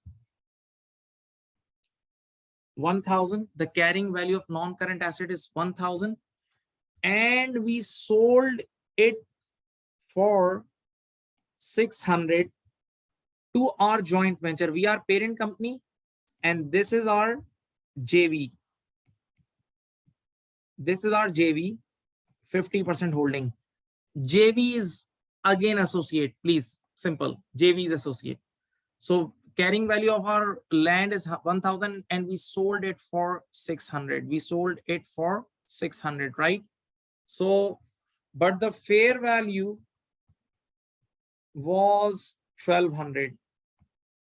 Now what you expect? What you expect? Is this a genuine fall or artificial? Carrying value is 1,000. We sold it for 600, but the real fair value was 1,200. So this is artificial. So in this case, we need to adjust the unrealized loss. In this case, we need to adjust the unrealized loss. This is the case number one, because this is artificial. This is not genuine. This is not genuine.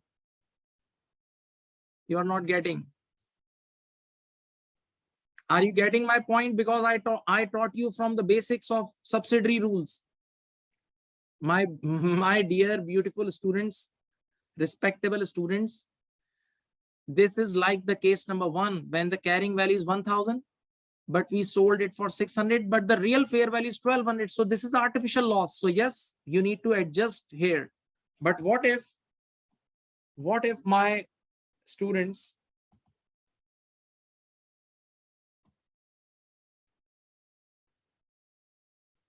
look at here, carrying value is 1,000, sold for 600, and fair value is also 600. Now what will you do? Now what will you do? Now this is going to be a genuine loss, and now you don't need to do anything for unrealized loss. You don't need to do anything for unrealized loss, although you are 50% of this joint venture. And you know, I'm sure you know the rules between the subsidiary and associate. You better know the rules for subsidiary and associate unrealized profit. Whenever you are dealing with a subsidiary, you have to adjust complete URP. Whenever you are dealing with a subsidiary, you have to adjust complete URP or URL. But whenever you are dealing with associate, first you multiply URP with 50% or your holding percentage, right? Remember the rules? So this is the genuine loss. This is a genuine impairment. This is a genuine loss. This is the genuine impairment. So you don't need to do anything. Just simply book this real loss. See how you will make the entry. Sold for 600, bank debit 600. Okay, you carrying value of land is 1,000. You will de-recognize your land by 1,000, and you will simply book this 400 in your P&L. This is a genuine loss. This is a genuine loss. Now you don't need to do any adjustment of unrealized loss or unrealized profit, although there is no unrealized profit. But if it would be an unrealized profit, normally we do adjustment. But now we don't need to do any adjustment for unrealized loss, because this is genuine loss. See, the fair value is also 600. This is genuine impairment. The loss should be booked now. My dear student, did you understand my point of view or not? All of you, please comment. All of you, please comment. Did you understand my point of view? Other students, please comment, please.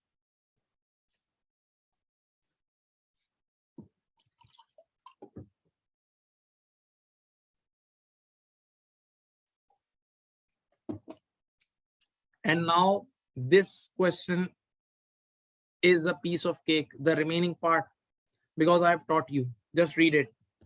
Read the question. See this.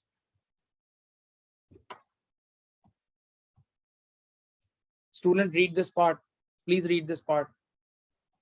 On 31st March X6, Luna company transferred. Luna is parent. On 31st March X6, Luna company transferred. Luna means parent company. Luna means parent company. Transferred a property to Rocket company for proceeds of $8 million, which is agreed to be equal to the market value of the property on that date. On that date. See, we sold it for 8 million and 8 million is the genuine market value. The carrying amount of the property in the financial statement was 10 million. See, I taught you just right. I just taught you the same thing with 6 million, same thing. So do you think this is a genuine loss? Yes, this is a genuine loss. The carrying value was 8 million and the fair value was 8 million and the proceed is also 8 million. So you will simply de-recognize your land. You will simply de-recognize your property and you will book this genuine loss in the P&L. No need to do any adjustment for unrealized loss, please. No need to do. I have taught you the everything right now.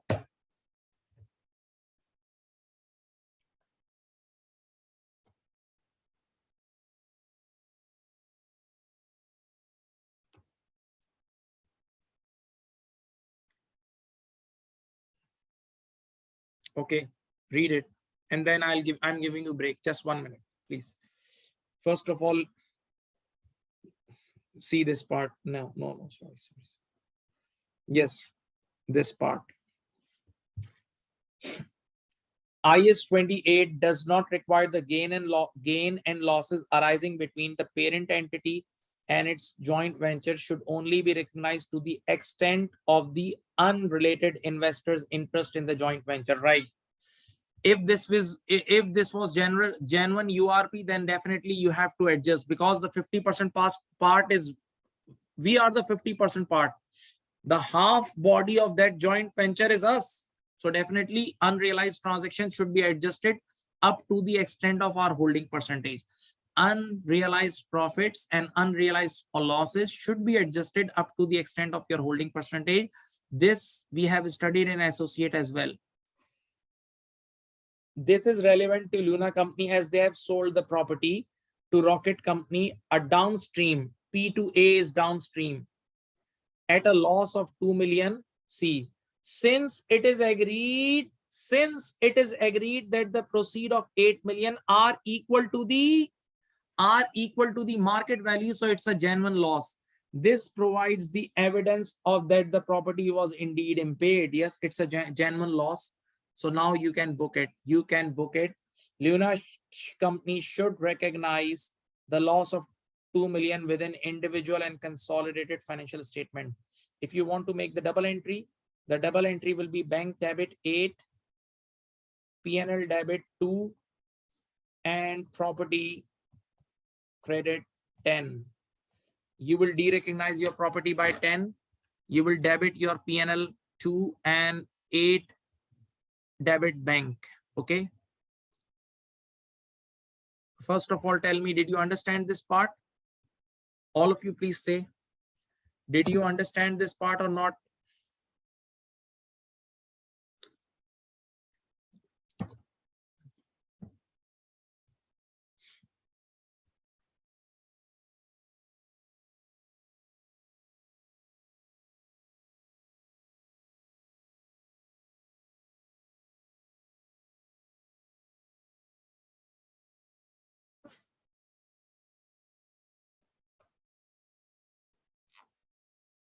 Okay, let's take a 10 minutes break. Let's take a 10 minutes break and then we'll join again. Okay, 10 to 11 minutes break.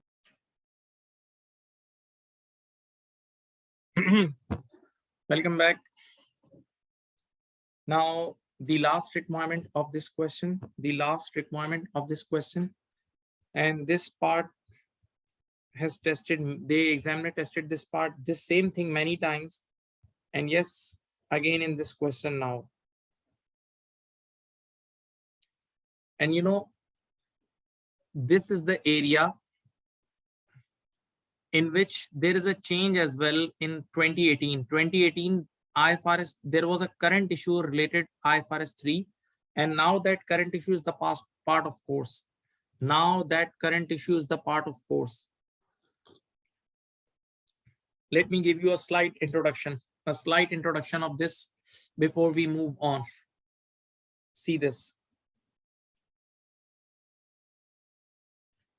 This is parent company and this is S company. You know, whenever one company acquires another company, we apply IFRS 3. The name of IFRS 3 is business combination. The name of IFRS 3 is business combination. The name of IFRS 3 is business combination. Business combination. So you can only apply IFRS 3 if you have acquired a business. You can only apply IFRS 3 accounting if you have acquired a running business. Okay. If this subsidiary company does not, meet the definition of business, then this should be treated as the acquisition of single asset. In the history, past papers, there was a very old question of 2008, Celtec, SELTEC, Celtec. In that, P company acquired a business, and that business had only 2 shops, 2 retail outlets. And the objective of that takeover is to buy those shops. There was no operations with that company, no employees, nothing.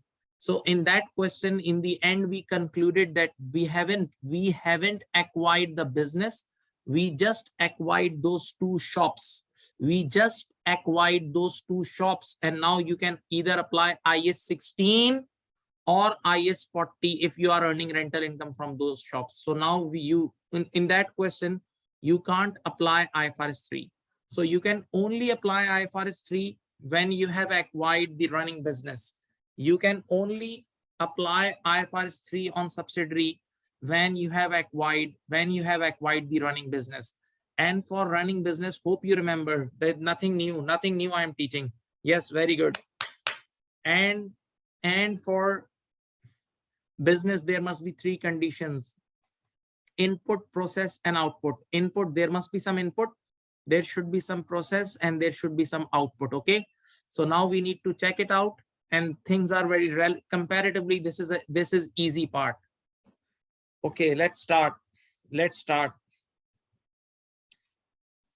ACCA company provides, okay, ACCA company is an entity which has a sole purpose of producing a new medicine. This company is producing a new medicine to fight various diseases, having secured a license. Yes, they have a license to do so the following successful initial trials, and the trials are going on. So the trials are itself is a process. The trials are going on, that means they have employees, they have a procedure, they do experiments. So there is a process I can see. And this license itself is a basic input. Be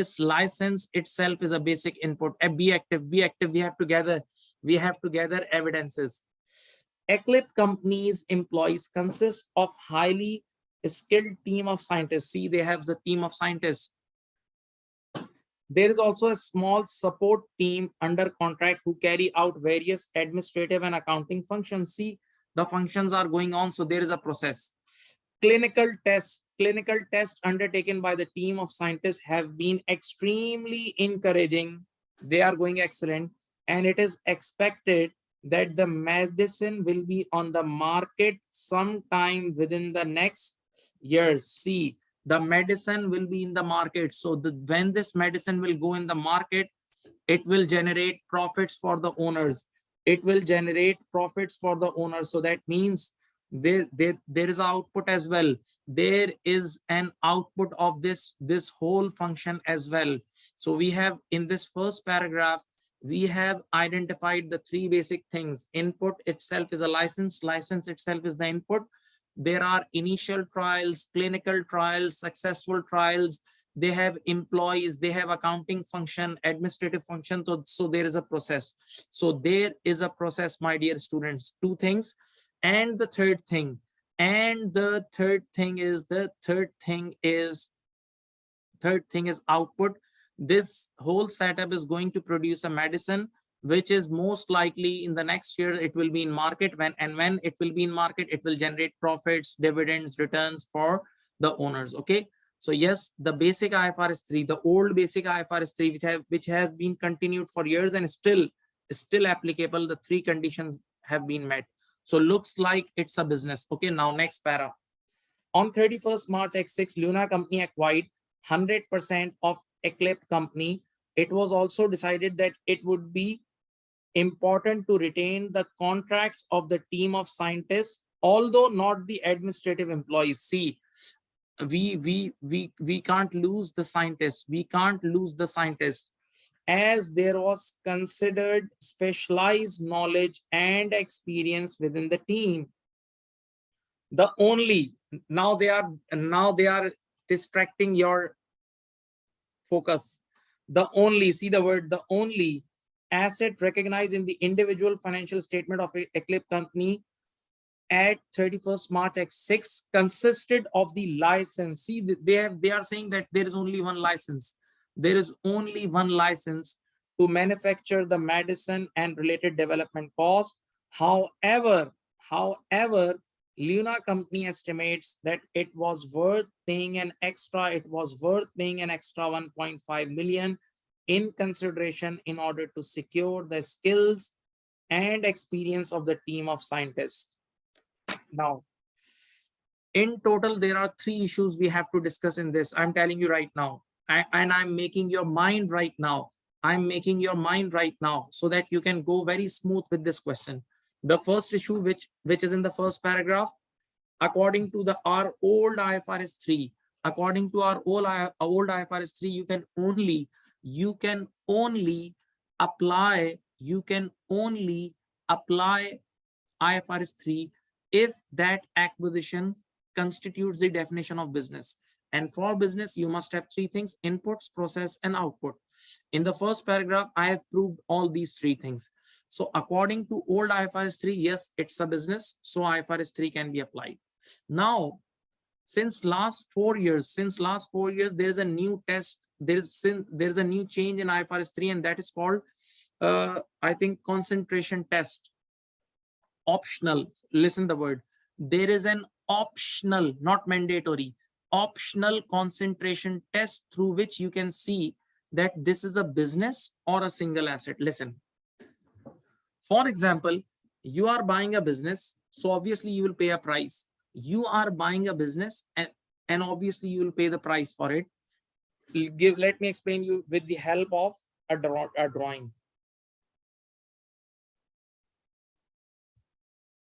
This is the complete business. This rectangle is the complete business, and there is one asset. See, this in between there is oval. This oval is one of the asset. So you are going to acquire this complete rectangle. You are going to acquire this complete rectangle. And what is the concentration test? If you are paying majority payment for this asset, if you are paying majority payment, for example, 90% payment you are paying for this asset, all the fair values to all the payments which you are paying to acquire this complete setup is related to this asset. 90%, 95%, 90%, 95% payment is related to this asset. So that means your intention is to buy this asset, not the whole business.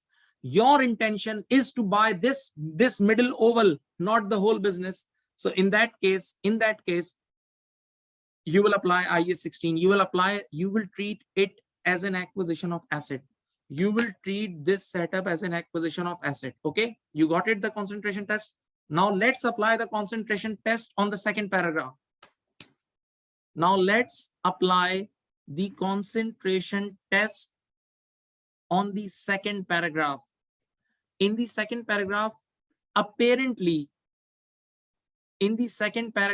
apparently it looks like they have used the word the only asset. See this word, see this word.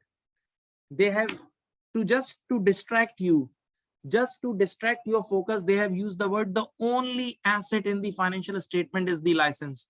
So looks like that we are buying only license, but this is not the case. This is not the case. See the last line, see the last two lines, see the last two lines. However, Luna company estimate that it was worth paying an extra $1.5 million. It's a significant amount, it's a material amount in consideration in order to secure the skills and experience of the team of scientists. That means you are not just buying the license, you are not just buying the single asset, you are buying this complete setup. You are buying this complete setup and you are paying for different things. You are paying for different things. You are not just paying for license, you are paying for different things. So we can say, even with the concentration test, even with the application of concentration test, yes, it is a business. We are acquiring a business. Yes, we are acquiring a business. Did you get my point? These are the two major issues of this question I have solved. Two major issues of this question I have solved. Now the third thing. Now the third thing is about practical consolidation. Now the third issue is about practical consolidation. I'll tell you, wait.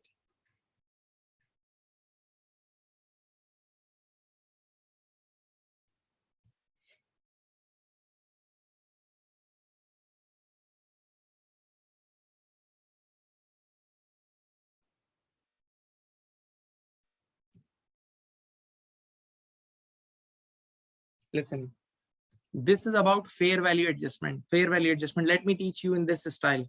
You will understand. For example, I have acquired this complete business for $100. I have acquired this complete business for $100. Okay. Now I need to calculate the goodwill. Definitely, when we buy running business, we have to calculate goodwill. So with this business has a building of $20, cars of $20, and inventory of $10. Okay, so you are paying $100 for the whole business, and the business has three separately identifiable assets. So automatically you are paying goodwill. You are paying goodwill of 50. Automatically you are paying goodwill of 50. You know this. You know this. I have taught. Now I'm teaching with using very basic technique. $100 for the complete business, and there are three separately identifiable assets: building, car, and inventory. So automatically the remaining residue is your goodwill. Okay. Now, you know the meaning of fair value adjustment. For example, I have just calculated this goodwill 50, but suddenly my accountant came and he said, "Sir, there is a mistake. Sir, there is a mistake. Sir, there is a mistake. Look at here." Wait, let me wait. I have to reconnect my iPad. Just 1 minute. Sorry.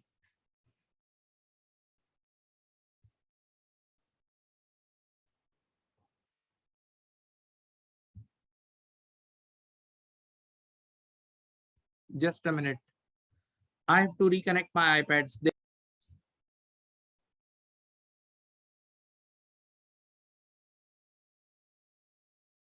Okay, it's fine now. It's fine now. So we paid $100. We paid $100 for the whole business, and the goodwill is 50. Now I just calculated this goodwill. Suddenly my accountant came. Look at me, please. Suddenly my accountant came and he said, "Sir, there is a mistake. There is a mistake." I said, "What?" "The fair value of this building is not 20, it's 25. The fair value of this building is not 20, it's 25. So I just added 5. I just added 5 in the building. So automatically now the goodwill will be, automatically now the goodwill is 45. Now automatically the goodwill is 45 because now we did fair value adjustment. Similarly, the way I'm teaching you fair value adjustment, similarly, sometimes we have, look at me, sometimes we have to recognize some intangible assets. Means subsidiary company did not recognize some intangible asset previously, but we should recognize it as a part of group. For example, internally generated brands. For subsidiary company, internally generated brand, they can't book internally generated brands. Subsidiary company cannot book internally generated brands in its individual books. But for the group purpose, from the parent company perspective, it is a purchase brand. So yes, parent company can record separate intangible assets now. So what we do, let us say we are recording one new intangible asset here. Intangible asset of $10 here. So now when we record a separate intangible asset here, our goodwill will be 35. Our goodwill will be 35. So this is basic accounting which I'm teaching you, that we do at the date of takeover. At the date of takeover, not only we do fair value adjustment, but also parent company recognize or give birth to certain intangible assets of S company. But you know, in order to recognize these intangible assets, we have to open our eyes and we have to check some criteria. Hope you remember IS 38. Intangible asset must be identifiable. Intangible asset must be identifiable or separable. Intangible asset. Hope you remember the basic first line of IS 38.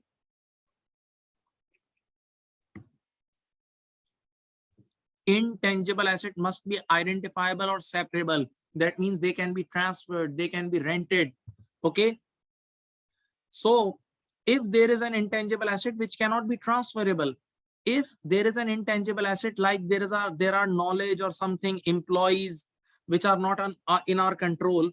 So if there is something like skills or something which are not transferable or not separable with the business, so then you cannot book this. Then you cannot record that as a separate intangible asset. Then in that case, you cannot record it as a separate intangible asset. And in that case, those intangible assets will be the part of goodwill. Those intangible assets will be assumed to be the part of the goodwill. They will stay inside the goodwill.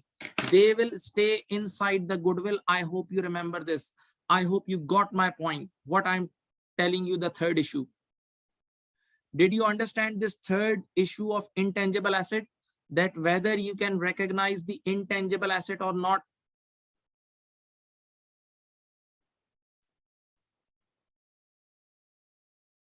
Okay, so these are the three issues in this question which you have to discuss.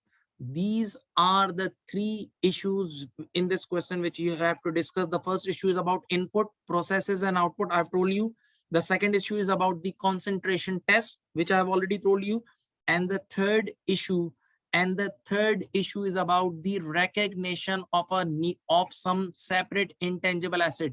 Recognition of certain intangible assets like skills of workforce, or like the employees and all. So we have to answer the third part, that can we record these employees as a separate intangible asset or not? So these are the three issues. Let's move to the requirement. But before we move on, if anybody of you want to take the picture, I have already forwarded the question paper on your WhatsApp group. Already forwarded the question on your WhatsApp group. You can see.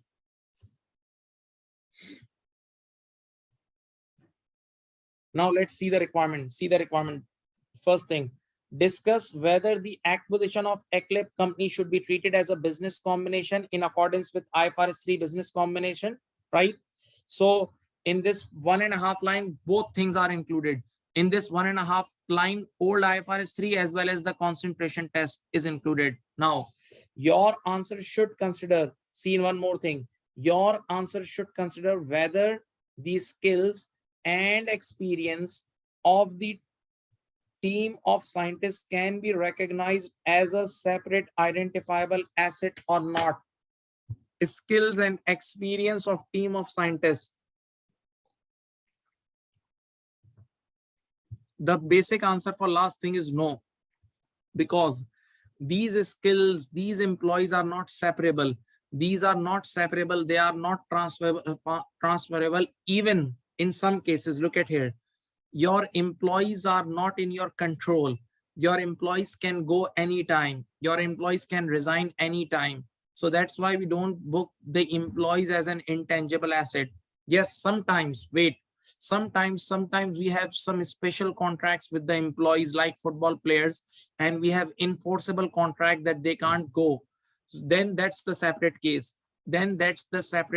But such thing is not written in the question. Such thing is not written in the question. Okay. One more thing. Yes, like military. Very good. One more thing. In order to generate these skills, listen very carefully. In order to generate these skills, as you have seen, this is the medicine research based business. Lot of cost are research cost. And research cost goes directly in P&L. Research cost goes directly in P&L. Yes, development cost can be capitalized, but normally with such businesses there is a lot of research work. So that's why research cost goes directly in the P&L. So on the basis of these 3-4 arguments which I have just given you, you cannot book it as a separate identifiable intangible asset. So this is the true answer of these 3 issues. Let's move to the solution part, and you can see how can you write it. Look at here. This is the first area. For the acquisitions to be treated as a business combination, it is necessary to assess whether the activities of a company constituted a business in the first place. Very simple dialogue. Whether it is a business or not. If it is a business, yes, IFRS 3. If not business, no more IFRS 3.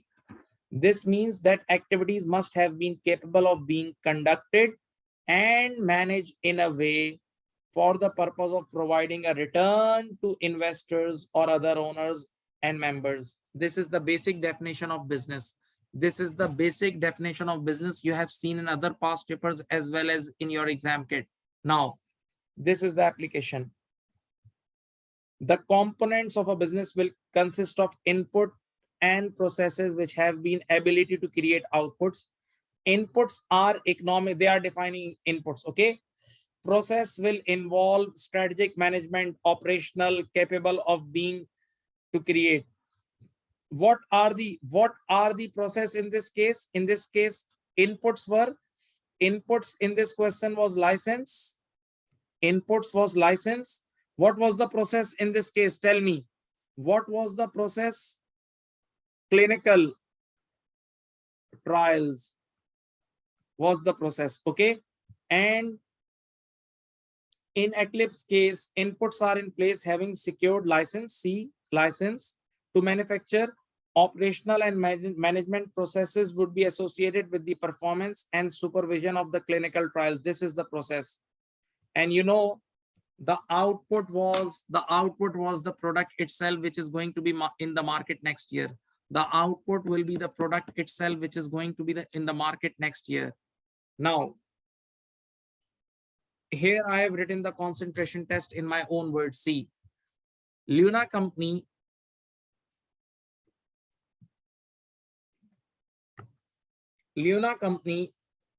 may apply a concentration test. This is optional test, okay? In which it needs to be checked whether the price paid to acquire the business is concentrated in a single asset. If you are paying the price, remember the oval. If you are paying the price for the single asset, if this is the case, then don't treat the acquisition as acquisition of business. In that case, it will be treated as a separate asset acquisition. Okay, this is the rule. I'll write the final answer in the conclusion. The conclusion is left. The conclusion is still left.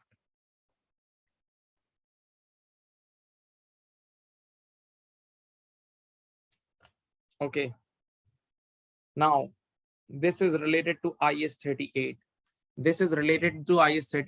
They have asked you that whether the remaining the workforce, the skills of the workforce and the scientists can be recorded as a separate asset or not. See, read it. As per IS 38, it would not be permitted to recognize the knowledge and skills of the workforce as a separate intangible asset within the consolidated financial statement. Why? See the reason. The workforce is not separable and it cannot be sold, transferred, rented, or otherwise exchanged without causing disruption to the acquired business. Otherwise, the business will be down. Okay. Hence, this should be subsumed into the goodwill. Remember my rectangle. When you cannot recognize an intangible asset separately, then that intangible asset becomes part of the goodwill. Then that intangible asset becomes part of the goodwill. I already taught you that rectangle. The workforce represent intellectual capital of the skilled workforce, which is the specialized skills and experience that employees bring to their jobs. That's correct. In relation to ACCA company, it is likely that much of the process and systems which have been undertaken to the development have been documented. Yes, there is a possibility that they have documented everything. It's a formal company. So yes, already things are documented, but still the major portion are the skills of the employees, right? Some of these costs have been capitalized as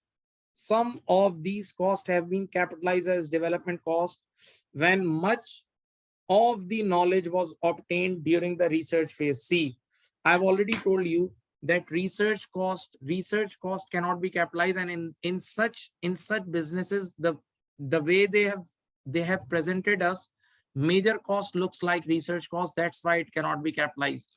That's why, wait a minute again.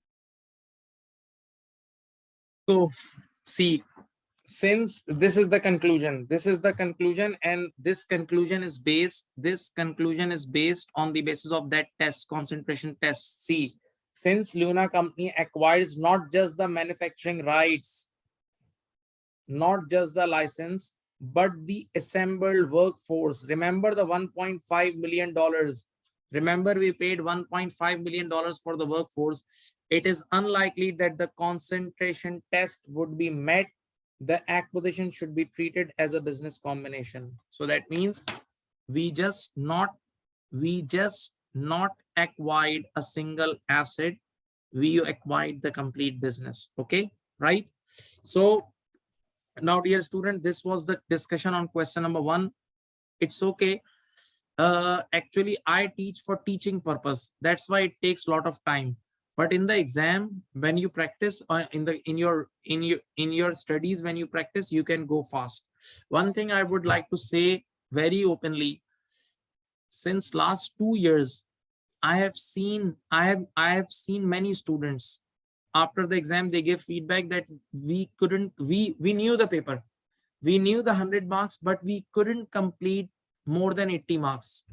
We could manage only 85 marks. This is the issue nowadays. It's going on last 2 years. I have seen, because I teach a lot of students. I'm in touch with many students. So the only solution of this is the mock exam and past paper practice with timer. Please, with stopwatch. Please start working using stopwatch, that you have to complete things in a certain period of time. If you give 1.5 hours on question number 1, then obviously you won't be able to do question number 4. This is very basic maths. So yes, it's a professional paper, and you have to understand this challenge. Why? And now one more question: why examiner makes such paper that it's very difficult to complete? Because in the real life, you have to act fast. In the real life, your employer also give you deadline, and in the real life, they also give you tough time. In the audit, if you go to audit field, there are deadlines. You have to complete things within certain period of time. You have to give overtime. So that's why they are preparing you for real things. You can see the question. These all are real life issues. If you see the remaining questions of this past paper, they all are real life issues, real things. Remember, in this question, when we were discussing IFRS 15 part, I gave you the real example of ICAEW. And this example, this has been doing with ICAEW last 10-15 years. 10-15 years. One of the manager of ICAEW told me that this is the setup of that company. So this is, they are preparing you, dear student, for real life. So there is a time management issue, and still you have many days, still you have this last month. Please do written practice, send us the scripts, we'll mark your scripts, try to do things in written form. Okay, and I'll update you the next class, next webinar timings on the on your WhatsApp group. Not next 2 days, I won't be conducting in next 2 days, but I'll tell you the time of the next class. Okay, take care and Allah Hafiz. Bye bye.